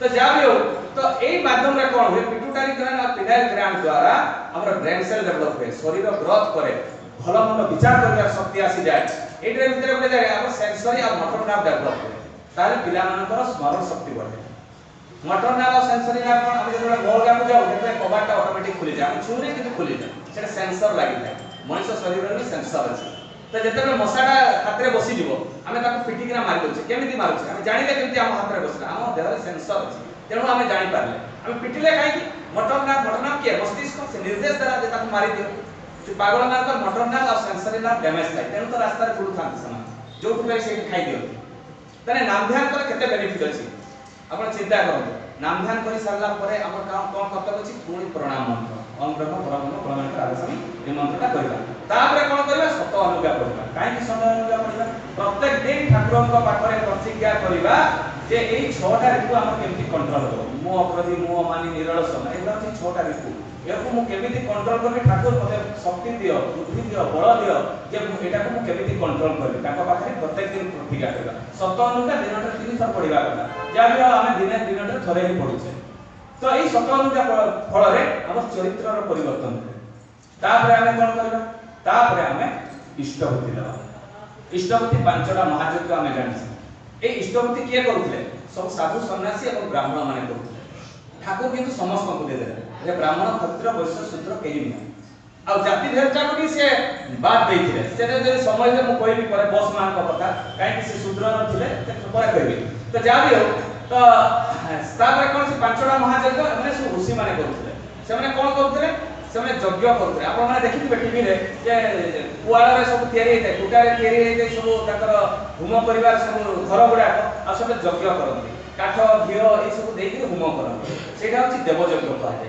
ए होम यज्ञ से यज्ञ माध्यम रे 33 कोटी देवादेवी पाନ୍ତି तो हमें इष्टबुद्धि माध्यम रे गुरु को देले 33 कोटी देवादेवी पाନ୍ତି मु या आगु अपन प्रमाण दे गुरु ब्रह्मा गुरु विष्णु से श्लोकटा भी कहि देथिले तो गुरु को देले 33 कोटी देवादेवी पाନ୍ତି काने हमें गुरु को जेते प्रत्येक दिन भोग निवेदन करू भोग निवेदन माने पैसा नहीं बहुत लोग बाली उठारे देछथि ठाकुर ग्रहण करछथि बहुत लोग पाउस देछथि ठाकुर ग्रहण करछथि बहुत लोग पनी परिवार देछथि ठाकुर ग्रहण करछथि हमें एथि पई पैसा प्रचलन हेछि जे हमें या पठै परबा परिवार पठै परबा ठाकुर को भोग मिठा भोग दबा पठै परबा कि मास नहीं सेथि पई प्रचलन हेछि टकाटा पठै देले सेटा देवघर को पहुंची जिवो तो जा भी हो तो एई जो पांचटा महायज्ञ भितरे प्रथम हला देवयज्ञ तापर ऋषि यज्ञ कोन जेबे मोर पत्र होछि आत्रेय यज्ञ मु जेते इष्टभूति दोछि मोर पूर्व जजु गुरु माने समस्त पाइले आ ऋतिक माने गुरु प्रतिमा से माने भी पाते ठाकुर को देले ए ऋषि प्रतिमा बा जो गुरु प्रतिमा ए माने सब पाइला तापर अछि मातृभूति एवं पितृभूति माने मातृयज्ञ पितृयज्ञ मातृयज्ञ पितृयज्ञ का इष्टभूति माध्यम रे प्रत्येक दिन हम तीन पुरुष पर्यंत मो बापा तांको बापा तीन पुरुष पर्यंत भगवान ताने देखो इष्टभूति रो केते मूल्यवान तापर कोन अछि जे गुरुयज्ञ माने कोन अतिथि देव भव गुरु को देले प्रत्येक जीव जंतु आरंभ कर समस्त पाती तापर होछि भूयज्ञ गाई गरु छेली मेंढा ए माने जो अछि सृष्टि रो समस्त तत्व आपण जानि छथि जने धनी लोक भी खाइबा पई पाए भिखारी लोक भी खाइबा पई पाए भगवान तार खाइबा जोगाड़ करि रखछथि ना भिखारी का खाइते पाइले मागी तो खाए कि नहीं तो ता पई प्रभु तो जोगाड़ कर रखछथि काई भिख मागबार व्यवस्था ତା କର୍ମ ଅନୁସାରେ ତ ସେ ଭିକାରୀଟେ ହେଲା, ଆଜି ଧନୀଟେ ହେଲା। ଆମେ କଣ ଭାବୁ ଯେ ଏ ସବୁ କୋଠା ବାଡ଼ି ଗାଡ଼ି ଘୋଡ଼ା ଆମେ ସବୁ କରିଛେ? ନାଇଁ, ପୂର୍ବ ଜନ୍ମର କର୍ମଫଳ ହିଁ ଆମକୁ ଏ ସବୁ ଦେଇଛି। এটা আমার ক্যাপাসিটি নুহে। সেইপাই তো সেদিন অহংকারে হনুমান ভাবি দিয়েছিলেন। কোন ভাবিলে যে যেতবে রামଙ୍କ সহিত যাউଥିଲେ ଯିବା ସମୟରେ কোন ହେଇଛି যে স্বয়ং হনুমান ভাবুଛନ୍ତି ମୁଁ ଯଦି ନ ଥାନ୍ତି ତାହେଲେ ରାମ ସୀତାଙ୍କୁ ପାଇ ନ ଥାନ୍ତେ। এই কথাটা হনুমান ভিতরে বসি ଯାଇଥିଲା। ତାଙ୍କ ଭିତରେ ଟିକେ ଗ୍ଲାନି ବସିଗଲା ହଠାৎ। ତ ତାପରେ ସେ ଭାବିଲେ ଯଦି ମୁଁ ଯଦି ଚାହିଁଥାନ୍ତି ସେ ରାବଣକୁ ମାରି ଦେଇଥାନ୍ତି। ମୁଁ ପୁରା ମୋ ଲାଙ୍ଗୁଡ଼ରେ ଲଙ୍କାଟାକୁ ଜାଳି ଦେଇଥିଲି। ରାମ ତ ସ୍ୱୟଂ ପ୍ରଭୁ ଅନ୍ତର୍ଯାମୀ ଏ କଥା ଜାଣି ପାରିଲେ। ସେ କଣ କଲେ ପିନ୍ଧିଥିବା ହାତର ମୁଦିଟାକୁ ତଳେ ପକେଇଦେଲେ। ଯେତେବେଳେ ତଳେ ପକେଇଦେଲେ ହନୁମାନ କହିଲେ ଜାଣ ମୁଁ ମୁଦିଟାକୁ ନେଇକି ଯାଏ। ହନୁମାନ ଯେତେବେଳେ ମୁଦିଟାକୁ ଧରିବା ପାଇଁ ଯାଉଛନ୍ତି ସେ ତ ପାତାଳ ଭିତରେ ପଶିଗଲା ମୁଦିଟା। ଯେତେବେଳେ ପାତାଳ ଭିତରେ ପଶିଗଲା ହନୁମାନ ବି ପାତାଳ ଭିତରକୁ ପଶିଗଲେ। ତାଙ୍କର ତ ବଳ ବହୁତ ନା। ତ ଯାଇକିନା ଯେତେବେଳେ ଦେଖୁଛନ୍ତି ସେଇ ରାମଙ୍କ ମୁଦି ଭଳିଆ ବହୁତ ଗୁଡ଼ା ମୁଦି ପଡ଼ିଛି। କହିଲେ ଆରେ ରାମଙ୍କ ମୁଦି କୋଉଟା? ମୁଁ କେମିତି ଚିହ୍ନିବି? ଏ ତ ସବୁ ତ ସମାନ ମୁଦି। କାହାକୁ ପଚାରି ଦେଖୁଛନ୍ତି ଗୋଟେ ବୃଦ୍ଧ ମହିଳାଟେ ବସିଛି। କହୁଛନ୍ତି ମା এইটি ଗୋଟେ ମୁଦିଟା ପଡ଼ିଲା সেটা হচ্ছে রামଙ୍କର। সেটা কোন তুমি କହିପାରିବ କୋଉଟା? କହିଲେ ରାମଚନ୍ଦ୍ର ଏଠି ବହୁତ ଥର ଆସିଛନ୍ତି, ସବୁଗୁଡ଼ା ରାମଙ୍କର ମୁଦି, ଯୋଉଟା ହେଲେ ବି ନେଇଯାଅ। ହନୁମାନଙ୍କର ଗ୍ଲାନିଟା ସେତେବେଳେ ବାହାରିଲା ଯେ ସେ ଚିନ୍ତା କରିଥିଲେ ମୁଁ ଯଦି ନ ଥାନ୍ତି ରାମ ପାଇ ନ ଥାନ୍ତେ ସୀତାଙ୍କୁ। ଏଇ ଯୋଉ ଗ୍ଲାନିଟା ଥିଲା এই কথাটা ତା ମୁଣ୍ଡ ଭିତରୁ ବାହାରିଗଲା। ଆସିକିନା ସ୍ୱୟଂ ପ୍ରଭୁଙ୍କୁ କ୍ଷମା ପ୍ରାର୍ଥନା କରିଥିଲେ। ପ୍ରଭୁ ଆପଣ ତ ଅନ୍ତର୍ଯାମୀ, ମୁଁ ଯାହା ଭାବିଥିଲି ଆପଣ ଜାଣିପାରିଛନ୍ତି। ମୋର ଏଇ ଯୋଉ ଗ୍ଲାନିଟା ଥିଲା, ଅହଂଟା ଥିଲା, এই ଭାବଟା ମୋର ଭାଙ୍ଗିଗଲା। ଆମ ଭିତରେ ବି ତାହା ହିଁ ଅଛି। ମୁଁ ପୁରା ଏଇଟା ଗୋଟେ ବଡ଼ ଫଳ ଗାଡ଼ିଟା ନେଇଛି, ମୁଁ ପୁରା ଏଇଟା ଚାରିତାଲା ଘରଟା ମୁଁ ତିଆରି କରିଛି। ଆରେ ପୂର୍ବ ଜନ୍ମରେ କିଛି ଭଲ କାମ କରିଥିଲେ ବୋଲି ଆଜି ଏଇଗୁଡ଼ା ପାଇଲେ, ନହେଲେ କେବେ ବି ପାଇନଥାନ୍ତେ। ଜନ୍ମ ମୃତ୍ୟୁ ଫିକ୍ସ ଆମ ମନ ଭିତରେ ସେଇଟାই କଲେ। ତ ତାପରେ କ'ଣ ହେଇଛି, ଏଇଟା ହେଉଛି ଇଷ୍ଟବୃତ୍ତି କରିସାରିଲା ପରେ ତାପରେ ଆମେ କ'ଣ କରିବା? ପ୍ରାର୍ଥନା କରିବା। ହଁ କି ନାଇଁ? ଇଷ୍ଟବୃତ୍ତି କରିସାରିଲା ପରେ ପ୍ରାର୍ଥନା କରିବା। ପ୍ରାର୍ଥନାରେ ଆମେ ତାଳି ମାରିବା। ତାଳି ମାରିଲେ କ'ଣ ହୁଏ? ଏଇ ତାଳି ମାରିବା ଭିତରେ ଆମର ଯେଉଁ ନାର୍ଭ ଗୁଡ଼ାକ ଆକ୍ଟିଭ ହୁଏ, ଶିରା ପ୍ରଶିରା ଠିକ୍ ହୁଏ। ତାପରେ ପ୍ରାର୍ଥନା କରି ସାରିଲା ପରେ କ'ଣ ଅଛି? ବାଣୀପାଠ। ବାଣୀପାଠ କ'ଣ? ସତ୍ୟାନୁସରଣ, ନାରୀନୀତି ବା ଆଲୋଚନା ପ୍ରସଙ୍ଗ ଆମେ ଯିଏ ଯେଉଁ ଘରେ ପଢ଼ିପାରେ ସେ ବହିଗୁଡ଼ା କାହିଁକି ପଢ଼ିବା? ଆଧ୍ୟାତ୍ମିକ ଦୃଷ୍ଟିରୁ ଆମ ପରିବାରଟାକୁ କେମିତି ତିଆରି କରିବା ତାର ବିଧାନ ସେ ବହିଗୁଡ଼ାକରେ ଅଛି। ତାପରେ ଆମର କ'ଣ କର୍ତ୍ତବ୍ୟ ଅଛି? ଗୁରୁ ଗୁରୁଜନଙ୍କୁ ପ୍ରଣାମ କରିବା। କାହିଁକି ପ୍ରଣାମ କରିବା? ଯଦି ସ୍ୱାମୀ ସ୍ତ୍ରୀ ଭିତରେ ଝଗଡ଼ାଟା ହେଇଯାଇଥିବ, ସ୍ତ୍ରୀ ତା ସ୍ୱାମୀକୁ ପ୍ରଣାମ କରିଦେଲେ ସେ ରାଗ ଭାବଟା କଟିଯାଏ। ଛୁଆମାନଙ୍କ ଭିତରେ ଯଦି ରାଗ ଭାବଟା ଆସିଯାଏ, ସକାଳ ସନ୍ଧ୍ୟାରେ ଆମେ ପ୍ରଣାମ କରୁ ସେ ରାଗ ଭାବଟା ଚାଲିଯାଏ। ଆଉ ଗୁରୁଜନ ମାନଙ୍କର ଆଶୀର୍ବାଦଟା ଆମେ ପାଉଛୁ। କେତେ ଡିଷ୍ଟାନ୍ସରେ ପ୍ରଣାମ କରିବା ସେଟା ବି ଆପଣମାନେ ଜାଣିଛନ୍ତି। ନିଜ ଶରୀର ଯେତେ ଲମ୍ବା ସେତେ ଡିଷ୍ଟାନ୍ସରେ ଆମେ ପ୍ରଣାମ କରିବା। ତାପରେ ଆମେ କ'ଣ କରିବା? ଥାଲକୁଡ଼ି ପତ୍ର ଖାଇବା। ହଁ କି ନାଇଁ? ଥାଲକୁଡ଼ି ପତ୍ର 40ଟା ରୋଗର ମୁକ୍ତି ମିଳେ। ବ୍ଲଡ୍ କ୍ଲଟିଂ ହେବ ନାହିଁ, ହାର୍ଟ ପ୍ରୋବ୍ଲେମ୍ ହେବ ନାହିଁ, ବ୍ଲଡ୍ ପ୍ରେସର ହେବ ନାହିଁ, କେତେ ରୋଗର ସେ ମୁକ୍ତି ଦିଏ। ଥାଲକୁଡ଼ି ପତ୍ର ଖାଇସାରିଲା ପରେ କ'ଣ କରିବା? ତାପରେ ଏକ୍ସରସାଇଜ। ସବାସନ କଥା କହିଛନ୍ତି। ଯେଉଁମାନେ ବିଲ ଅଛି, ଚାଷ କରୁଛନ୍ତି ବା ବାଡ଼ି ବଗିଚା ଅଛି ସେମାନେ ଖଟିଲେ ବି ଚାଲିବ। କିନ୍ତୁ ଏଭଳିଆ ସେ ଡାମ୍ବର ଧରିକରି ଏକ୍ସରସାଇଜ କରିବା ନାହିଁ। କାହିଁକି? ସେ ଡାମ୍ବର ଧରିକରି ଏକ୍ସରସାଇଜ କଲେ କ'ଣ ହୁଏ? ଛାଡ଼ିଦେଲା ପରେ ମଣିଷ ଫ୍ୟାଟ୍ ହେଇଯାଏ। ଠାକୁର ସେଇଟା କରିନାହାନ୍ତି। ଠାକୁର କହିଛନ୍ତି କୀର୍ତ୍ତନ କଥା କହିଛନ୍ତି, ନାଚିବା କୁଦିବା କଥା କହିଛନ୍ତି, ମର୍ଣ୍ଣିଂ ୱାକ୍ କଥା କହିଛନ୍ତି, ବିଶେଷ କରି ସବାସନ କଥା କହିଛନ୍ତି। ତାହେଲେ এইগুলা କାହା ପାଇଁ କରିବା ଭାଇ? ଗାଁ ବାଲା ପାଇଁ ନା ନିଜ ପାଇଁ? ନିଜ ପାଇଁ। ଆମେ କ'ଣ ବୁଝୁ? ଦୀକ୍ଷା ନେବୁ ନାହିଁ, ଆମର ଦ୍ୱାରା ହେବ ନାହିଁ, ଏଇଟା ଆମେ କରିପାରିବା ନାହିଁ, ଆମ ଭିତରେ ଏଇଟା ହିଁ ମାଇଣ୍ଡରେ ପଶେ। କିନ୍ତୁ ବଞ୍ଚିବା ପାଇଁ ଠାକୁର ଏଇଟା ଦେଇଛନ୍ତି, ଏଇଟା ଆମ ମୁଣ୍ଡ ଭିତରେ ପଶେ ନାହିଁ। ଏତିକି ଜିନିଷ କରିବା ପାଇଁ କେତେ ବୁଝେଇତେ ହୁଏ ଦାଦା ମାନେ, ତୁ ଟିକେ ଦୀକ୍ଷା ନେ ବଞ୍ଚିଯିବୁ ବୋଲିକିନା। ଆଉ ଆମ ଭିତରେ ତାହା ହିଁ ଗ୍ଲାନି ଅଛି। ପ୍ରାକ୍ଟିକାଲ ଜିନିଷ ଗୁଡ଼ାକ ଠାକୁର ଦେଇଛନ୍ତି। ଏଠି ନାଚ କୁଦର ଜିନିଷ କିଛି ନାହିଁ। ଜଣେ ମନ୍ଦିରକୁ ଗଲେ ନାଚ କୁଦ କରି ଭକ୍ତ ଭଜନ ଗାଇଦେଲେ ହାର୍ଡଲି ସେ ମନ୍ଦିର ଭିତରେ ତା ମନଟା ଠିକ୍ ହେଇଯିବ। କିନ୍ତୁ ପରିବାରକୁ ଯେତେବେଳେ ଆସିଯିବ ତା ଭିତରେ ସ୍ୱାମୀ ସ୍ତ୍ରୀର ଝଗଡ଼ା ଚାଲିବ, ଛୁଆ ପିଲାର ଝଗଡ଼ା ଚାଲିବ, ବାପ ପୁଅର ଝଗଡ଼ା ଚାଲିବ। ସେଠି ଆଚରଣ ଜିନିଷ କିଛି କଥା କୁହାଯାଏ ନାହିଁ, କିନ୍ତୁ ଠାକୁର ଆଚରଣ କଥା ଦେଖେଇ ଦେଲେ। ସେଇଥିପାଇଁ ତ ଠାକୁର କେମିତି ପରିବାର ଚାହିଁଛନ୍ତି? ରାମାୟଣର ଗୋଟେ କଥା କହିବି, ଯୋଉ ପରିବାରଟା ଚାହିଁଛନ୍ତି। ସେଇଦିନ କ'ଣ ହେଇଛି? ଭରତ ଆସୁଛନ୍ତି। ଭରତ ଆସିବା ସମୟରେ ବାଟରେ ଗୁରୁଙ୍କୁ ନେଇକିନା ଗୁରୁଙ୍କ ସହିତ ଆସୁଛନ୍ତି। ପ୍ରଥମେ ନନ୍ଦୀଗ୍ରାମ ପଡ଼େ। ନନ୍ଦୀଗ୍ରାମରେ 3ଟା ମୂର୍ତ୍ତି ମୂର୍ତ୍ତି ଅଛି, ସବୁ ଯାହାର ପୂର୍ବଜର ମୂର୍ତ୍ତି ଅଛି। ଯେମିତି ଅଜ, ବଳି, ଏମାନେ ଯୋଉ ପୂର୍ବଜ ଥିଲେ ରାମଚନ୍ଦ୍ରଙ୍କର, ତାଙ୍କର ସବୁ ଦେହତ୍ୟାଗ କରୁଛନ୍ତି, ତାଙ୍କ ମୂର୍ତ୍ତି ଅଛି। ଭରତ ସେଠି ଆରତି କରୁଛନ୍ତି, କରିକରି ଦେଖୁଛନ୍ତି ତାଙ୍କ ପିତାଙ୍କର ସେଠି ମୂର୍ତ୍ତି ଅଛି। ଥାଳିଟା ଖସି ପଡ଼ିଲା ହାତରୁ। ଯେତେବେଳେ ଥାଳିଟା ହାତରୁ ଖସି ପଡ଼ିଲା, ସେ ଦେଖୁଛନ୍ତି ଏ ହାତର ଥାଳିରୁ ଯେତେବେଳେ ଖସି ପଡ଼ିଛି, ସେତେବେଳେ ଗୁରୁଦେବଙ୍କୁ ପଚାରୁଛନ୍ତି, ଗୁରୁ ଯେ ମୋ ବାପା କେତେବେଳେ ଦେହ ତ୍ୟାଗ କଲେ ଯେ ତାଙ୍କ ମୂର୍ତ୍ତିଟା ତିଆରି ହେଲା? କହିଲେ ନା, ତୁମ ବାପା ତୁମ ଭାଇଙ୍କୁ ମନେ ପକେଇ ପକେଇକି ମୃତ୍ୟୁବରଣ କଲେ। କହିଲେ ଭାଇଙ୍କର କ'ଣ ହେଲା? କହିଲେ ନାଇଁ, ତୁମ ମା ପ୍ରତିଜ୍ଞା କରିଥିଲେ, ମାନେ ତୁମ ବାପାଙ୍କ ପାଖରେ ଯେ ତୁମେ ରାଜା ହେବ ଏବଂ ତୁମ ଭାଇ 14 ବର୍ଷ ବଣକୁ ଯିବ। କହିଲେ ଭାଇ ବଣକୁ ପଳେଇଲେ 14 ବର୍ଷ, କାନ୍ଦି ପକେଇଲେ ଏବଂ ଦୌଡ଼ିଲେ ତାଙ୍କ ମା ପାଖକୁ। ମାକୁ ଯାଇକି କହୁଛନ୍ତି ମା ଦେବତା ତୁମ ଭାଇଙ୍କୁ ତ ଆଉ ଭାଇ ତାକୁ ସହଜରେ ସ୍ୱୀକାର କଲେ। କହିଲେ ହଁ ସେ ତ ସ୍ୱୀକାର କଲେ। ତାପରେ ସେ କହିଲେ ନା ଆମେ ଭାଇକୁ ଫେରାଇବା ପାଇଁ ଆଣିବା, ସମସ୍ତେ ଯିବା।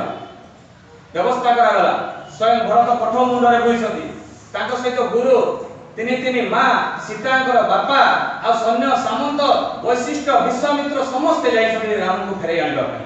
ଯେତେବେଳେ ରାମଙ୍କୁ ଫେରାଇ ଆଣିବା ପାଇଁ ଯାଉଛନ୍ତି সেই সময় রামଙ୍କ ପାଖକୁ ପହଞ୍ଚିଲା ପରେ ଦେଖୁଛନ୍ତି ରାମଙ୍କ ପାଦ, ସେତେବେଳେ ତାଙ୍କ ଆଖିରୁ ଲୁହ ପଡ଼ି ଯାଉଛି। ଘର କିନ୍ତୁ ଭାଇ ଭାଇ ସମ୍ପର୍କ। ଆଜି ଯଦି ବାପା ମତେ ଘରୁ ବାହାର କରି ଦିଅନ୍ତେ ଯେ ଯା ତ ମୋ ସମ୍ପତ୍ତି ଉପରେ ତୋର ଅଧିକାର ନାହିଁ, ତୁ ଯାହା କରୁଛୁ କର, ମୁଁ କଣ କରନ୍ତି? ମୋ ବାପାଙ୍କ ଉପରେ କେସ୍ କରନ୍ତି, ମୁଁ ପୁରା ତମ ପୁଅ, ତୁମେ ଯଦି ତୁମ ସମ୍ପତ୍ତି ଉପରେ ମୋର ବି ଅଧିକାର ଅଛି। ଆଜି ତାହା ହିଁ ହେଉଛି। କିନ୍ତୁ ରାମଚନ୍ଦ୍ରଙ୍କୁ ଯେତେବେଳେ 14 ବର୍ଷ ବନବାସ କଲେ ସେ ଖୁସି ଖୁସି ଗ୍ରହଣ କରିଥିଲେ। ଆମେ ରାମାୟଣଟାକୁ ପଢି ଦଉଛେ, ବହି ପଢି ଆମର ଜ୍ଞାନ ଅଛି ଯାଉଛି, ଆଚରଣ ନାହିଁ। ରାମାୟଣ କେତେ ବର୍ଷ ପୁରାଣ ପୋଥି, କିନ୍ତୁ ଆମ ଭିତରେ ରାମଙ୍କ ଚରିତ୍ର ଅଛି କି ନାହିଁ? ଠାକୁର ତାହା ହିଁ ଚାହିଁଛନ୍ତି। ଆଉ ଭାଇ ଭାଇ ଭିତରେ ସମ୍ପର୍କ କେମିତି ଦେଖନ୍ତୁ। ଯେତେବେଳେ କହୁଛନ୍ତି ଯେ ଭାଇ କଠଗୁଡାକ ପିନ୍ଧ ଫେରି ଚାଲ, ବାପା ତ ବର୍ତ୍ତମାନ ନାହାନ୍ତି, ରାଜପଦ ତୁମେ ହିଁ ସମ୍ଭାଳିବ। এই কথা ଯେତେବେଳେ କହୁଛନ୍ତି ସେତେବେଳେ କହିଲେ ମୁଁ ନୀତିକୁ ଆଦର୍ଶକୁ ପାଳନ କରିବି। ସେଟା ଦେଖନ୍ତୁ ବୈଶିଷ୍ଟ୍ୟ ଥିଲେ, ବିଶ୍ୱାମିତ୍ର ଥିଲେ, ତିନି ମା, ରାମଙ୍କଠୁ ସମସ୍ତେ ବଡ଼। ଯଦି କେହି ବଡ଼ ଲୋକ କଥା କୁହନ୍ତି ତାଙ୍କ କଥା ମାନାଯାଏ, କିନ୍ତୁ ସେ ନୀତିକୁ ପାଳନ କଲେ। ନୀତି ମାନେ ବିଧାନ, ଯୋଉଟା ଠାକୁର ଦେଇଛନ୍ତି ବିଧାନ, ସେଇଟା ହେଉଛି ଶ୍ରେଷ୍ଠ, ତାକୁ ଜୀବନ ଚରିତ୍ରରେ ପାଳନ କରିବା। ଆଉ ରାମଚନ୍ଦ୍ର ତାହା ହିଁ କଲେ। ସେ ଯୋଉ ପ୍ରତିଜ୍ଞା କରିଥିଲେ 14 ବର୍ଷ ବଣକୁ, ସେଇଟା ହିଁ ପାଳନ କଲେ। ସେ ଆସିଲେ ନାହିଁ। କିନ୍ତୁ ଭରତ କଣ କଲେ? ଭରତ ରାଜ ଦରବାରକୁ ନ ଆସି ନନ୍ଦୀଗ୍ରାମରେ ଗୋଟେ କୁଡ଼ିଆ ଘର ତିଆରି କଲେ। କୁଡ଼ିଆ ଘର ତିଆରି କରି ରାମଚନ୍ଦ୍ର ଯେମିତି ବକଳ ପିନ୍ଧୁଥିଲେ, ଯେମିତି ଫଳମୂଳ ଖାଉଥିଲେ, ଯେମିତି ରହୁଥିଲେ, ସେଇଭଳିଆ ନନ୍ଦୀଗ୍ରାମରେ ରହୁଛନ୍ତି। ସେଇଟା କିନ୍ତୁ କୌଶଲ୍ୟା ଜାଣିନାହାନ୍ତି। ଦିନେ କୌଶଲ୍ୟା ଦେଖୁଛନ୍ତି ଛାତ ଉପରେ କେତେ ନାରୀଟେ ବୁଲୁଛି। ସେ ଦୌଡ଼ିକିନା ଯିବା ପାଇଁ ଚାହୁଁଛନ୍ତି, ଯେ ମନ ମାନେ ଚିନ୍ତା କରୁଛନ୍ତି ଯେ ବୋଧେ ଛାତ ଉପରେ ଏଇ ତ ସୈନ୍ୟ ସାମନ୍ତ ଦାସଦାସୀ ଥିବେ ନି, ତାହେଲେ ଛାତ ଉପରେ ଅଛି କିଏ? এই কথা চিন্তা କରି ଯେତେବେଳେ ଯାଉଛନ୍ତି ଦେଖୁଛନ୍ତି ତାଙ୍କ ବୋହୂ ମାଣ୍ଡବୀ। ମାଣ୍ଡବୀ କିଏ? ଭରତଙ୍କର ସ୍ତ୍ରୀ। ସେଇ ଛାତ ଉପରେ ସେ ଅଛନ୍ତି। ପଚାରୁଛନ୍ତି ମା ଆଉ ତୁ ଏତେ ରାତିରେ, ରାତି ଅଧରାତିରେ କାହିଁକି ବୁଲୁଛୁ ଛାତ ଉପରେ? ସେ କହିଲେ ମୋ ସ୍ୱାମୀ ଶୋଇନାହାନ୍ତି। ଯଦି ଶୋଇନାହାନ୍ତି ତା ରୁମକୁ ଯାଉନୁ। କହିଲେ ନା ମୋ ସ୍ୱାମୀ ଏଠି ନାହାନ୍ତି। ତାହେଲେ ଅଛନ୍ତି କୋଉଠି? ସେ ଅଛନ୍ତି ନନ୍ଦୀଗ୍ରାମରେ। ତାହେଲେ ତୁ କେମିତି ଜାଣିଲୁ ତୋ ସ୍ୱାମୀ ଶୋଇନାହିଁ? এই প্রশ্নটা যেତେବେଳେ ପଚାরে ସେତେବେଳେ ଦେଖନ୍ତୁ ସେ ଦୂରରେ ଗୋଟେ ପ୍ରଦୀପ ଜଳୁଛି, ଦୀପଟେ ଜଳୁଛି। ଯେତେବେଳେ ସେ ଦୀପଟା ଲିଭିଯିବ ସେତେବେଳେ ମୋ ସ୍ୱାମୀ ଶୋଇ ପଡ଼ିବ। ଆଜିର ସ୍ତ୍ରୀ ମାନେ କଣ କରୁଛନ୍ତି? ଯେତେବେଳେ ଦାଦା ମାନେ 12ଟା ଗୋଟେ ବେଳେ ସତ୍ସଙ୍ଗ ସାରିକିନା ଆସୁଛନ୍ତି, ସ୍ତ୍ରୀ ମାନେ ଖାଇ ପିଇକିନା ଶୋଇ ପଡୁଛନ୍ତି। ସ୍ୱାମୀଙ୍କର ଭକ୍ତି କେତେ ଦେଖନ୍ତୁ, ହଁ କି ନାହିଁ? କିନ୍ତୁ ସେତେବେଳେ ମାଣ୍ଡବୀ ତାଙ୍କ ସ୍ୱାମୀ ଶୋଇ ନାହାନ୍ତି, ତେଣୁ ସେ ଜଗିଛନ୍ତି ଛାତ ଉପରେ। ଯେତେବେଳେ ସେ ଶୋଇବେ ମୁଁ ଶୋଇବି। କୌଶଲ୍ୟା ପଚାରୁଛନ୍ତି ମା ତୁ ଗଲୁନି ତୋ ସ୍ୱାମୀ ପାଖକୁ? ନାଇଁ ମୋ ସ୍ୱାମୀ କହିଛନ୍ତି ଘରେ ତିନିଟା ମା ଅଛନ୍ତି, ତାଙ୍କର ସେବା ଯତ୍ନ କରିବା ମୋର ଦାୟିତ୍ୱ। এই কথাটা କହିଲେ କୌଶଲ୍ୟାର ଆଖିରୁ ଲୁହ ଗଡ଼ିଗଲା। ଆଜି କଣ ଏମିତି ବୋହୂ ମିଳିବ ଯେ ନିଜ ଶାଶୁମାଙ୍କୁ ସେବା କରିବା?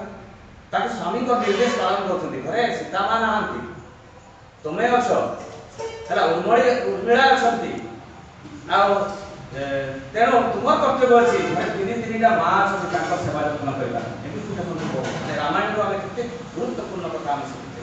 ଠାକୁର ତାହା ହିଁ ଚାହାନ୍ତି, ପରିବାର ଭିତରେ କେମିତି ସମ୍ପର୍କ ହେବା ଦରକାର। ତାପରେ ନିଜେ କୌଶଲ୍ୟା, କୈକେୟୀ, ସୁମିତ୍ରା 3 ଜଣ ଯାକ ଯାଉଛନ୍ତି ତାଙ୍କ ପୁଅକୁ ଦେଖା କରିବା ପାଇଁ। ଭରତ କେମିତି ଅଛି ନନ୍ଦୀଗ୍ରାମରେ? ଯେତେବେଳେ ଯାଇକିନା ଦେଖୁଛନ୍ତି ଶତ୍ରୁଘ୍ନ ବସିଛନ୍ତି, ତାଙ୍କ କୋଳରେ ମୁଣ୍ଡ ଦେଇଛନ୍ତି ଭରତ, ଏବଂ ଶତ୍ରୁଘ୍ନ ଆଉଁସି ଦେଇଛନ୍ତି ଭାଇର ମୁଣ୍ଡଟା। କଣ ଏମିତି ଭାଇ ଆଜି ଦେଖିବା ପାଇଁ ମିଳେ? କୌଣସି ଭାଇ ଆଉ ଗୋଟେ ଭାଇର ମୁଣ୍ଡ ଆଉଁସି ଦେବ, ଶୁଏଇ ଦେବ, ଏମିତି କଣ ଦେଖିବା ପାଇଁ ଭାଇ ଭିତରେ ମିଳେ? କେବେ ନୁହେଁ। ହାତେ ଜମି ପାଇଁ ହାଣକାଟ ହେଇଯାଏ, ନହେଲେ କେସ୍ ବି ହେଇଯାଉଛି। ଠାକୁର ତାହା ହିଁ ଚାହିଁଛନ୍ତି ଯେ ଏଇଭଳିଆ ଗୋଟେ ପରିବାର। ଆମେ ହିଁ ବୁଝିପାରୁ, ଆମ ଭିତରେ ହିଁ ସେଇଟା ପଶେନା। କେମିତି ପରିବାର ଦରକାର, କେମିତି ପରିବାର ଦରକାର। ଏ ମଣିଷ ଜନ୍ମ କେତେ ପୂର୍ଣ୍ଣ କରିଥିଲେ ବୋଲି ପାଇଛେ। ଆଜି ସଦ୍ଗୁରୁଙ୍କୁ ଆମେ ପାଇଛେ ତାଠୁ ଅଧିକ ପୂର୍ଣ୍ଣ କରିଥିଲେ ବୋଲି। କାହିଁ ବହୁତ ମନେ ଅଛି, ବହୁତ ଲୋକ କାହିଁ ସଦ୍ଗୁରୁଙ୍କୁ ଧରି ପାରୁନାହାନ୍ତି। ଆଉ ସେଇଦିନ ଦାଦା ବି ଗୋଟେ କଥା କହିଥିଲେ। କଣ କହିଥିଲେ? ଅବିନ ତୁ ଯେତେବେଳେ ମୋର ବୟସକୁ ଦେଖିବୁ ସତ୍ସଙ୍ଗ ଜଗତ ଖାଲି ସତ୍ସଙ୍ଗ ଚାଲିବ। ଆଉ ତାହା ହିଁ ହେଇ ଚାଲିଛି। ଆଜି କାହିଁ ପାବନା ଜିଲ୍ଲା ଗୋଟେ ସାଧାରଣ ଗାଁ, ଯୋଉଥିରେ ଗୋଟେ ରାସ୍ତା ଘାଟ ଲାଇଟର କୌଣସି ବ୍ୟବସ୍ଥା ନଥିଲା, और से दिन केस्टरा से प्रश्नटा पचारिथिले जे ठाकुर जो सत्संग आंदोलन आपण सृष्टि करछथि एटा कोन लोक बुझिबे आज काहे भारत रो आरंभ करी अमेरिका जापान लंडन केते केते जगह सत्संग मंदिर दे गला ए सत्संग को रेंज रे ग्रोथ होछि चिंता करन जे कला से पाइला जे न कला ता परिवार जीवन केते विशृंखल होछि देखन आमे कोन भाबु जे बेसी पाठ पढि दे आमे एजुकेटेड हे गले तो एजुकेटेड तो सबुठार केरल रे अछि 97% एजुकेटेड काहे कि सेटे अधिक वृद्धाश्रम हे जदि सने एजुकेटेड काहे कि ताको बापा मां को वृद्धाश्रम रे रखि छथि एजुकेटेड नुहे सने लिटरेट एजुकेटेड किए जे निज परिवार परिजन समस्त को नै करि चाहे समस्त को भलो पाए सीए ही एजुकेटेड जने आईएस हे गला इंजीनियर हे गला डॉक्टर हे गला किंतु ता बापा मां को पचारे ना सेति पे भागवत रे कोन लिखा छै मातृदेव भव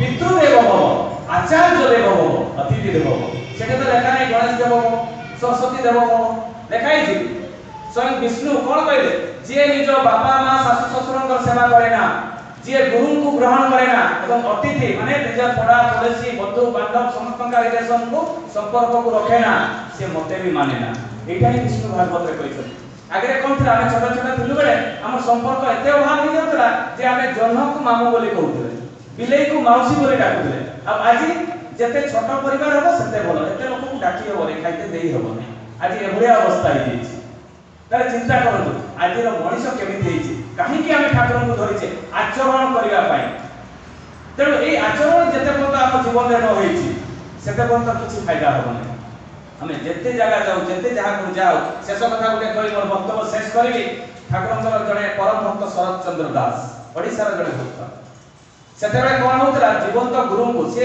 से जगन्नाथंकर भक्त श्री कृष्णंकर से भक्त थिले तो ताको मन भीतर जागृत होला जते हेले भी विष्णु को पूजा तो करिबी तो जीवंत तो गुरु दरकार तो जीवंत गुरु न हले से विधि विधान मते बतैबो के एई तो गुटे दरकार जेति वर्तमान हम आचार्य देव छथि जीवंत गुरु हिसाबे हमें जहा भूल करला हमें धरिने जगन्नाथ मंदिर हमें निवेदन करे मो पुओडार भाई मदुआ हे जाई छि टिके रक्षा करतो शिव बा जगन्नाथ बाहरी कर ताको कोन रक्षा करिवे ना समाधान ता देबे ग्रहण करिवे कथा हमें जगन्नाथ पाखरे जहा भी निवेदन करू से सुनंती किंतु से जो कहते हमें कोन सुनि पारू केबे नहीं सेहि पे जीवंत आदर्श दरकार हम भीतर जहा समस्या अछि आचार्य देव पाखरे निवेदन करे से समाधान देबे काहे कि ताको कथाटा हम कानरे बाजे सेति पे हम गुरु ग्रहण करू तो से शरद दास कोन कले से जीवंत गुरु को धरिया बोली कि चिंता करू किसी रीति दादा को से संपर्क हेबा भितरे शरद दास कोन कले से जते बे दादा माने कहले जे शिशि ठाकुर अनुकूल चंद्र होचंती युग पुरुषोत्तम काहे गुरु तो ऑटोमेटिक स्वयं प्रभु से बारंबार आसीचंती आ आसीबे काहे से गीता रे लिखा है कोन लिखा है गीता रे जदा जदा ही धर्मस्य ग्लानि भवति भारत माने जते बेले ग्लानि हबो मु आसी ना श्री कृष्ण मना करले गीता रे मु आसी नै एका बोला ए कथा कहजंती गीता रे एटा कहजंती जते बेले ग्लानि हबो मु आसीबी वर्तमान ग्लानि हे नै ना तो समस्त का घरे राक्षस अछंती कोन ठाकुर का आशीर्वाद किछि जरूरी नै अछि तो जाबियो ए जो मनोभावटा शरदचंद्र दास को थिला जे श्री कृष्ण ही तो स्वयं प्रभु किंतु जीवंत गुरु दरकार तो जाबियो रीति दादा को कथा से जाई छि बाबा हिमायत ठाकुर को दर्शन करछथि दर्शन कर से मोहित होई गेछथि मोहित होई गेरा से मने मने चिंता करछथि जे चिंता करि करि से कहउछथि जे मु आज ही दीक्षा नै ठाकुर को सानिध्य से दीक्षा नेले आ ताको धरे पंचानंदा को दीक्षा दे साला परे जेते ठाकुर को प्रश्न करछथि ठाकुर मु तो जने कृष्ण भक्त आपण जो कहले दादा माने मते कहले चक्रपट सामने नाम ध्यान करबा मु नाम ध्यान करबी नै मु कृष्णकर मूर्ति सामने नाम ध्यान करबी गुरु को तो दीक्षा नेली किंतु मु गुरु बोले माने भगवान बोले श्री कृष्ण को ही माने मु ताको सामने ही नाम ध्यान करबी शरदचंद्र दास को बोले ठाकुर जे जति तू नाम ध्यान कला बेले मु आसी जाय शरदचंद्र दास किछि कहले नै जाबियो शरदचंद्र दास से घर को आसिले कृष्णकर मूर्ति सामने नाम ध्यान करबा ताको प्रत्येक दिन चले ए चालू चालू देखुछन ठाकुर ताको सामना को पळे आसे जेतबे ठाकुर ताको सामना को पळे आसंती सेही समय रे कोन हेछि ठाकुर सामना को आसिला परे परे से दिने भाबुछंती जे बहुत दिन हला तो नाम ध्यान करली किंतु नाम ध्यान समय रे मु तो कृष्णकर फोटो सामने नाम ध्यान करछु किंतु ठाकुर ही आसी जाउछंती तो जे श्री कृष्ण से ही श्री ठाकुर अनुकूल चंद्र जे ताको मन भितरे जागृत होला किछि दिन परे से जाई छते आश्रम माने से बाबा हिमायतपुर से चिंता कर जाई जे ठाकुर का जीवंत स्वयं प्रभु का सानिध्य लाभ करी एई चिंता कर जाई छथि हिमायतपुर जाई किना शरद दास ठाकुर को पाखरे बसिनांती সেই সময় বহুত ভক্ত বসিথাନ୍ତି। বসিଥିବା ସମୟରେ ଜଣେ କ୍ଷାନ୍ତମଣି ଭାଗବତ ଗାୟକ, କ୍ଷାନ୍ତମଣି କଲିକତାର ବିରାଟ ଭାଗବତ ଗାୟକ, ସେ ଠାକୁରଙ୍କ ପାଖକୁ ଆସିଛନ୍ତି। ଠାକୁରଙ୍କ ପାଖରେ ନିବେଦନ କରୁଛନ୍ତି ଯେ ଠାକୁର ଆପଣଙ୍କ ଆଶ୍ରମରେ ମୁଁ ଆଜି ଭାଗବତ ପାଠ କରିବି। ତ ସେତେବେଳେ ଠାକୁର କହୁଛନ୍ତି ଠିକ ଅଛି ତୁମେ ଆଜି ଭାଗବତ ଏଠି ପାଠ କର। କାହିଁକି ଠାକୁର ସମସ୍ତଙ୍କୁ ମାନୁଥିଲେ। ଯୀଶୁଙ୍କର ବି ଜନ୍ମଦିନ ପାଳନ କରୁଥିଲେ, ଆପଣଙ୍କର ରାମଙ୍କର ବି ବା କୃଷ୍ଣଙ୍କର ବି ସମସ୍ତଙ୍କର ସେ ଜନ୍ମଦିନ ପାଳନ କରନ୍ତି। ସେଇଥିପାଇଁ ତ ଆମେ ଠାକୁରଙ୍କର ଜନ୍ମଦିନ ପାଳନ କରୁ। ତ ତାଙ୍କ ପୂର୍ବ ସେ କାହାରିକୁ ଘୃଣା କରିନାହାନ୍ତି, କାହାକୁ ମନା କରିନାହାନ୍ତି। ତୁମେ ଅନ୍ୟ କୌଣସି ଗୁରୁକୁ ଯଦି ବଦନାମ କର ବା ନ ମାନ ତୁମେ ହଉଛ କାଫିର ବୋଲି ଠାକୁର କହିଛନ୍ତି।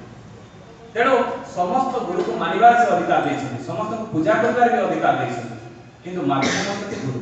ତ ଯାହା ବି ହଉ ଶରତ ଦାସ ସେଠି ବସିଛନ୍ତି, ବିଭିନ୍ନ ପ୍ରକାର ଭକ୍ତ ବସିଛନ୍ତି। କ୍ଷାନ୍ତମଣି ତାଙ୍କର ଯେତେବେଳେ ଆଶୀର୍ବାଦ ମାଗିଲେ ଠାକୁର କହିଲେ ଠିକ ଅଛି ତୁମେ ଭାଗବତ ପାଠ କର। ଭାଗବତ ପାଠ କ୍ଷାନ୍ତମଣି ଆରମ୍ଭ କଲେ, ବିରାଟ ଭାଗବତ ଗାୟକ। ତାଙ୍କର ଯେତେବେଳେ ଆରମ୍ଭ ହେଲା ଠାକୁରଙ୍କ ପାଖରେ ବସିଥିବା ସମସ୍ତ ଭକ୍ତ ଚାଲିଗଲେ ଭାଗବତ ଶୁଣିବା ପାଇଁ, କିନ୍ତୁ ଶରତ ଦାସ ଆଉ ଯାଉନାହାନ୍ତି। ଅଧା ଘଣ୍ଟା ବିତିଗଲା, ଠାକୁର ତାଙ୍କୁ ଦେଖୁଛନ୍ତି।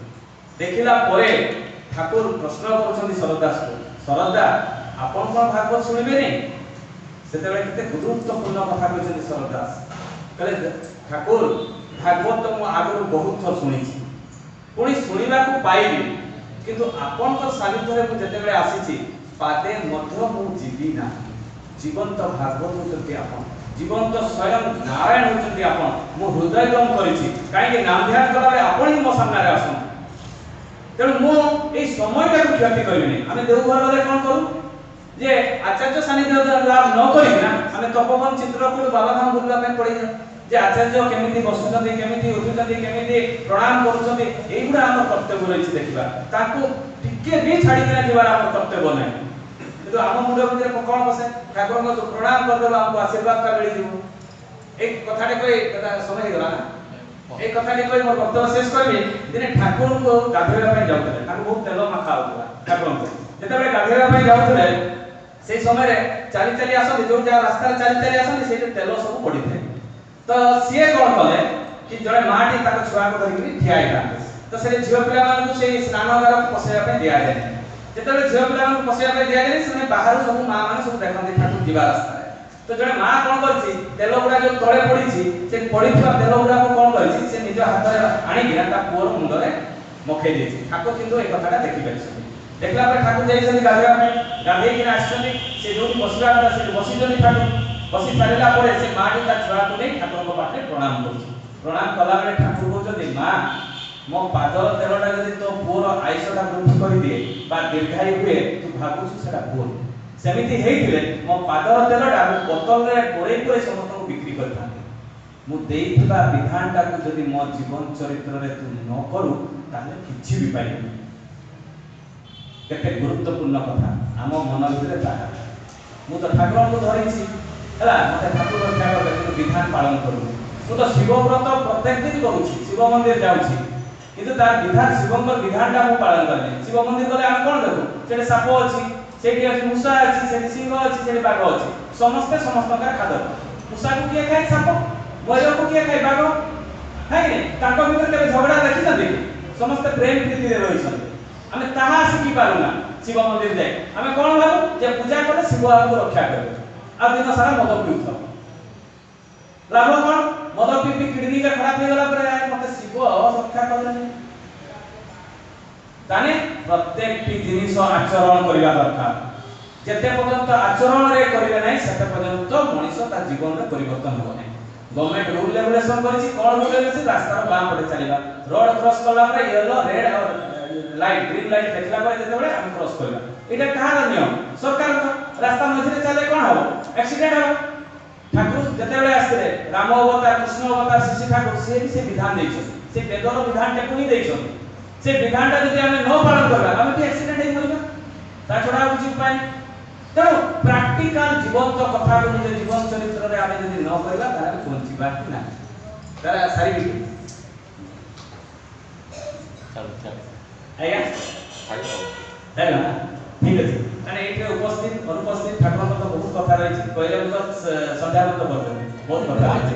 তেণু আটেন্ড করি তো যাইও ঠাকুরଙ୍କ কথা কইলে বহুত গুড়া রয়ে যায়। বহুত মা ভাই মানে কোন ভাবନ୍ତି যে আমি তো दिन है दीक्षा नेलु कहीं आम तो किसी हो आम यही कथा बेसी भावु जे मुझे 5 वर्ष 10 वर्ष 15 वर्ष है दीक्षा नेली कहीं मोर तो कहीं किसी उन्नति है से बेकार सब संस्था ये आम मन भर बहुत लोक भितर आम चिंता करूँ दी जन भिकारी दी जन जाऊँ जड़े ऋतिक दादा गाजन कर कौन कहते जे शिशि ठाकुर अनुकूल चंद्र दीक्षा नब तार दुख दूर हो सुख शांति यही कथा ऋतिक दादा स्पीच माध्यम कहते बाहर जाऊँ भिकारी को देखुचे तो सत्संग चलती खाइबा मिल आम आ भिक मागते जाने आई समय ये कथा से दुई जन जाक शुणी स्वामी स्त्री जे ऋतिक दादा जो कथा कहले जे शिशि ठाकुर अनुकूल चंद्र जी दीक्षा नब तार दुख दूर हो सुख शांति रही कथा शुणिले से माँ भिकारी डाकुची आम दीक्षा ने हुआ ना आम तो देख भिक मागे मागे जीवनटा गला जब ठाकुर दीक्षा ने किसी उन्नति करवा दीक्षाटा नहीं गले भल जहाँ भी हो लोभ भी अच्छे आनंद बजार खाइबा से आनंद बजार खाई सारे खाई सारी गुरु भाई मैं पचार अरे से किए स्पीच दूसरा जे ठाकुर अनुकूल चंद्र को धरे तार दुख दूर हो सुख शांति रही से भिकारी मैंने तो जानी नहीं ये ऋतिक ना जागत ना अधर सिस्टम तो से जानी ना से किए जन स्पीच देछि से जतबे से भाईटी कहउछे जे से होछन हम ऋतिक दादा आ से ठाकुरकर दीक्षा दादा ऋतिक से ही कहउछन एई कथा जतबे कहला ताले आबे भी टिके दीक्षा नबा हां दीक्षा नबा किंतु से ऋतिक दादा कहउतले जे ठाकुर अनुकूल चंद्र को धरबो तार दुख दूर हो सुख शांति रहबो एटा कोन सत से कहला हां एटा सत एई कथा जतबे से कहले तो कहला आबे दीक्षा नबा जाबे बड़ हाथ धोई दीक्षा नेबा पे बसिले जतबे ऋतिक दादा दीक्षा देबा पे बसुछन पुनर्बार पचारुछन दादा आपन तो स्पीच बहुत जोरसोर मारदेले जे ठाकुर अनुकूल चंद्र दीक्षा नेले सब दुख दूर हो सुख शांति रहबो एटा कोन सत ऋतिक दादा को 100% नहीं 200% सत से सांगे सांगे दीक्षा दे दिया दीक्षा दे सारिला परे ठाकुर विधान बदले जो विधानटा बदले ब्रह्मपुत्र उठिके जा जा करया कथा से विधानटा को ऋतिक दादा ताको बतैला परे से दी जण भिखारी जाको से सब दिन सेका करि चाले 5 वर्ष बीतीगा 5 वर्ष भितर ताकर किछि भी परिवर्तन होला से पुरुष भिखारी जाको देखो ना हम 5 वर्ष होला एते पैसा सब देई सारि देले किंतु हमर तो कहीं परिवर्तन होला नै ए सब पैसा खिया धंदा सब सस्ता अछि हमर चला जीवा ठाकुर को पैसा का मागी करी आना ए सब हमर सब छाड़ी दवा ठाकुर तो अंतर हम सब जानि सकी तो सेमाने कोन करे से दिन बाहरिले ठाकुर पावना हिमाय ठाकुर को हम पैसा गुडा नहीं आसला तो माने एडे बाहरी सती ठाकुर कथा को ठाकुर से अंतर से परम पूज्य पास बडा को कहउछे जे एई दुई जण का जते इष्टपति 5 वर्ष भीतर देई छथि सेबडा मने हिसाब करि आन परम पूज्य पास बडा का क्वेश्चन भी करिना सीधा जाई छथि फिलहाल तो सेदा तो कंप्यूटर सिस्टम नथरा खाता सिस्टम थरा रजिस्टर से टिकी निकी हिसाब कर गुरे गंठुळे रे बांधी आनी किना देई छथि स्वयं शिशि ठाकुर दार दिन होई दुई जण भिखारी पहुंची सारिला परे प्रणाम करछथि प्रणाम कला परे सांगे सांग ठाकुर से गंठुळीटा से भिखारी को धरै देले से मां भिखारी डाको ठाकुर मध्ये अंतर जान केमती जानले हम इष्टमुक्ति का मागते आस से पुरुष भिखारी डाको हम तो 5 वर्ष होलानी दीक्षा नेले हम तो किछ परिवर्तन होला नै हमर की जाउछ हम तो पैसा का पाइले चलो पळेगा उठी किना दुई जण जाको पळेई किना जाउछ ठाकुर पछ पड़े डाकछन ए सुनो मन तो लास्ट काम करि दियो ए दुई जण भिखारी होछ ठाकुर को से शेष संपर्क ठीक है दर्शन करदला सेकंड टाइम जाई किना तो आगु माडी किना बसके दे ठाकुर कहउछली ए जो इष्टमुक्ति पैसा रो तीनटा कुकुर को तुमे खाइबा पे दे देबो बिस्कुट तापर घर को पळेई से भिखारी दुई जण भाबुछथि कुआ को गाई को कुकुर को खाइ देले पुण्य होय ब्राह्मण मान सब कहथि तो ठीक अछि दे देबा कुकुर को खाइबा पे से इष्टमुक्ति पैसा रे से किणले कोन बिस्कुट किणी कुकुर को खाइबा पे दे दे जेतबे कुकुर को खाइबा पे दे देले से कुकुर गुडा खाइला परे ही मृत्युवरण करला जेतबे मरि गला गां भला जाने ए भिखारी माने बिस्कुट देई दे कुकुर को मारु विष देई दे जेतबे पिटिबा पे दौड़ले माने प्राण विकल सब छाडी के आश्रम भीतर पसि गले जानि छथि आश्रम भीतर केई आसले लेकिन ठाकुर को जे ठाकुर हमको रक्षा करे कोन हैला रे कहले से गां भला हमको पिटु छथि त काई पिटु छथि नै आपण कहले जे इष्टपति पैसा बिस्कुट किणी के खाइबा पे देबा पे आ मु बिस्कुट किणी के देली किंतु देखला रे से कुकुर गुडा को मरि गला तो ठीक अछि तान तुम बस कहले तुम दीक्षा नहीं नथिल तुम कोन सब चाली थला बले ठाकुर प्रश्न करछन से दिन भिखारी कहले ठाकुर आम भितर बहुत मारधर लागुला स्वामी स्त्री भितर मुंह फटाफटी हे होतलु आ देह भी बहुत असुस्थ थिला दिने दिने खाइबा पे मिले दिने दिने खाइबा पे भी मिले नहीं ताले दीक्षा नेला पर तुम कोन अवस्था हला पर कांडी कोन कहले दीक्षा नेला पर तो खाइबा इना 3 मास रो अछि स्टॉक आ ये रोग बाग हो नहीं तो काई रोग बाग तुम हो नहीं रे भिखारी मान ठाकुर पचार ମାନେ ରୀତି ଦ୍ୱାରା ଯେତେବେଳେ ଦୀକ୍ଷା ଦେଲେ ନା ସଦାଚାର ବିଷୟରେ ଆମକୁ ଟିକେ ବତେଇ ଦେଇଥିଲେ ଯେ ତୁମେ ଯେତେବେଳେ ଭିକ ମାଗି ଆସିବ ସେତେବେଳେ ତୁମ ଡ୍ରେସ୍ ଗୁଡ଼ାକ ସବୁ ପାଣିରେ ଭିଜେଇକି ସଫା କରିବ, ଗୋଡ଼ ହାତ ଧୋଇବ ଭଲ ଭାବରେ, ତାପରେ ଘରକୁ ଭିତରିବ। ତେଣୁ ଆମର ଆଉ ରୋଗ ହୁଏନି। ଯେତେବେଳେ ହୋଇଯାଏ ଆମ ସାଙ୍ଗସାଥି ବିଜ୍ଞାନୀମାନେ ବହୁତ ମରିଗଲେ କିନ୍ତୁ ଆମର କିଛି ହେଇନି। ଯେମିତି କରୋନା ସମୟରେ ଗୁରୁ ଭାଇମାନଙ୍କୁ କିଛି ବତେଇତେ ହେଲା, ସବୁ ତ ଜାଣିଥିଲେ ଆଗ, এটা ପ୍ରାକ୍ଟିକାଲ ଆମେ ସବୁ କରିଥିଲେ ସେଇଭଳିଆ। ତାପରେ ପଚାରିଲେ ଆମେ ତୁମେ ମାରଧର କାହିଁକି ଲାଗୁନ? କହିଲେ ନାଇଁ ନାଇଁ ଆମେ ତ ମାରଧର ଲାଗୁଥିଲୁ ଆଗରେ, ଏଇନା କାହିଁକି ମାରଧର ଲାଗୁନୁ? ଯେତେବେଳେ ଆମେ ପ୍ରାର୍ଥନା କରୁନା କରିସାରିଲା ମୋ ସ୍ତ୍ରୀ ମୋତେ ଟିକେ ପ୍ରଣାମ କରେ, ତାକୁ ମୋର ପ୍ରେମ ଭାବ ଆସିଯାଏ, ତେଣୁ ଆମେ ମାରଧର ଲାଗୁନା। କହିଲେ ଠାକୁର ଯେତେବେଳେ ଏତେ ପରିବର୍ତ୍ତନ ହେଇଯାଇଛି ତାପରେ ବି ତୁ କହୁଛୁ ତୋର କିଛି ହେଇନି? କହିଲେ ଠାକୁର ଏଇଟା ତ ସତ କଥା, କିନ୍ତୁ ମୋର ଗୋଟେ ପ୍ରଶ୍ନ ଥିଲା, କାଇଁ ଆମ ପାଇଁ ତ କିଛି ପରିବର୍ତ୍ତନ ହେଲାନି?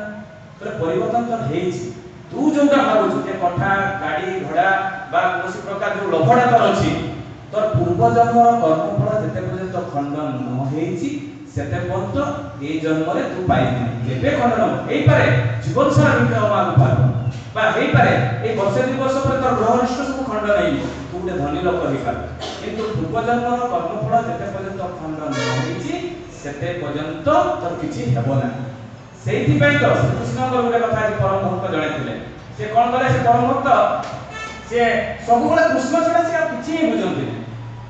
এই যে ପୂର୍ବଜନ୍ମର କଥାଟା ମୁଁ କହିଦେଉଛି ଆପଣଙ୍କୁ, ଯେ ଭଗବାନଙ୍କୁ କେମିତି ଭଲ ପାଇବା ପାଇଁ। ଦିନେ କ'ଣ ହେଇଛି, ତାଙ୍କର ଆଖି ଗୁଡ଼ା ନଷ୍ଟ ହେଇଯାଇଛି। ସେ ପରମ ଭକ୍ତଙ୍କର ବେଡ୍ରେ ପଡ଼ିଛନ୍ତି, ତାଙ୍କ ପୁଅକୁ କୁହ ଯେ ମୋତେ ଟିକେ ଝାଡ଼ା ପରିସ୍ରା ପାଇଁ ନେଇଯା, ଖାଇବା ପାଇଁ ଦେ, ତା ପୁଅ ସେବା ଯତ୍ନ କରେ। এইଭଳିଆ ଦିନେ କ'ଣ ହେଇଛି, ତା ପୁଅକୁ ଡାକିଛନ୍ତି, ସେ ତା ପୁଅ ଆସିଲେ, ସେ ବେଡ୍ରେ ହିଁ ତାର ଝାଡ଼ା ପରିସ୍ରା ହେଇଯାଇଛି। ସେ ବହୁତ କାନ୍ଦିଛି। এইভଳିଆ 2 ଦିନ 3 ଦିନ ପରେ ତାକୁ ଖାଇବା ପାଇଁ ମିଳେ, ତାର ବେଡ୍ ସଫା କରାଯାଏ, ସେ ବହୁତ କାନ୍ଦେ, ପ୍ରଭୁ ଆପଣଙ୍କ ଛଡ଼ା ମୁଁ କାହାରିକୁ ବି ଚିନ୍ତା କରେ ନାହିଁ, କିନ୍ତୁ ଏତେ କଷ୍ଟ କାହିଁକି ପାଉଛି ଯେ ଆପଣଙ୍କୁ ମୁଁ ଜପ କରୁଛି ବୋଲି ମୋର କ'ଣ ଏତେ କଷ୍ଟ? ମୁଁ ଏଇ ମାନେ ଜୀବନଟା ଦେଖିବା ପାଇଁ ଯେ ଆଖି ତ ଏମିତି ନଷ୍ଟ ହେଇଯାଇଛି, ଏମିତି ଖାଇବା ପିଇବା ପାଇଁ ଛୁଆ ପିଲାମାନେ ମୋତେ ଦେଉନାହାନ୍ତି, ଏଇଠି ହିଁ ଝାଡ଼ା ପରିସ୍ରା ହେଇଯାଉଛି, ଏଇଟା କ'ଣ ମୋର ଏଇଟା କର୍ମଫଳ? ତାର ଦିନ ଦେଖାଯାଇଛି ତା ପୁଅ ଠିକ ସମୟରେ ଆସିକିନା ତାର ସେବା ଯତ୍ନ କରିଛି। ଦିନେ ହଠାତ୍ ସେ ବୃଦ୍ଧ ଲୋକଟି ଚିନ୍ତା କରିଛି, ମୋ ପୁଅ ହେଇନଥିବ, ମୋ ପୁଅ ଏତେ ତ ସେବା କରିବା କଥା ନ ଡାକୁନି, ଆଗରୁ ମୋର ସବୁ କିଛି କରିଦେଉଛି, ଖୁଆଇ ଦେଉଛି, ଗଧେଇ ଦେଉଛି, ଝାଡ଼ା ହେଇଯାଉଛି, ପରିସ୍ରା ହେଇଯାଉଛି, ଏଇଟା ମୋ ପୁଅ ହେଇନଥିବ। ହଠାତ୍ ସେଦିନ ସେ ତା ପୁଅର ହାତଟା ଧରି ଦେଇଛି, କହିଲା ତୁ କିଏ ମୋତେ କହ। ସେତେବେଳେ ସ୍ୱୟଂ ବିଷ୍ଣୁ ତା ରୂପଟା ଦେଖେଇଛନ୍ତି। ସେ ତ ଅନ୍ଧ ଥିଲା, ଏତେ ଉଜ୍ଜଳ ଲାଇଟ୍ ହେଇଛି, ସେ ତାକୁ ବିଷ୍ଣୁଙ୍କ ରୂପଟା ସେ ଦେଖିପାରିଛି।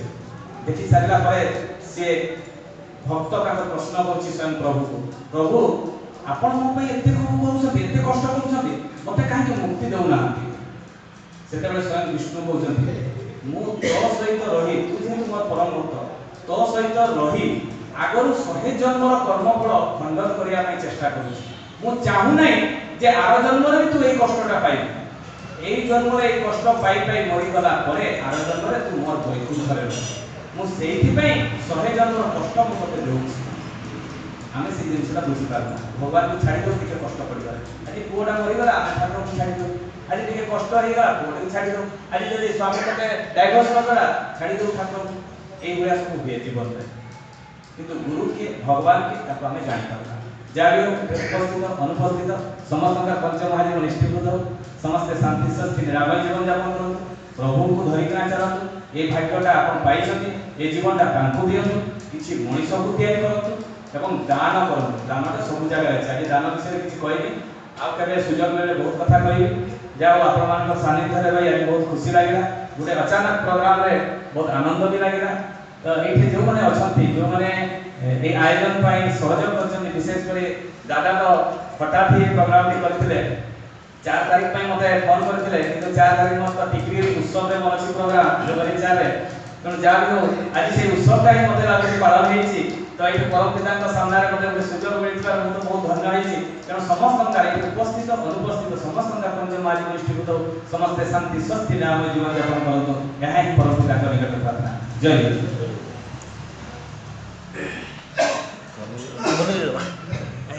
वंदे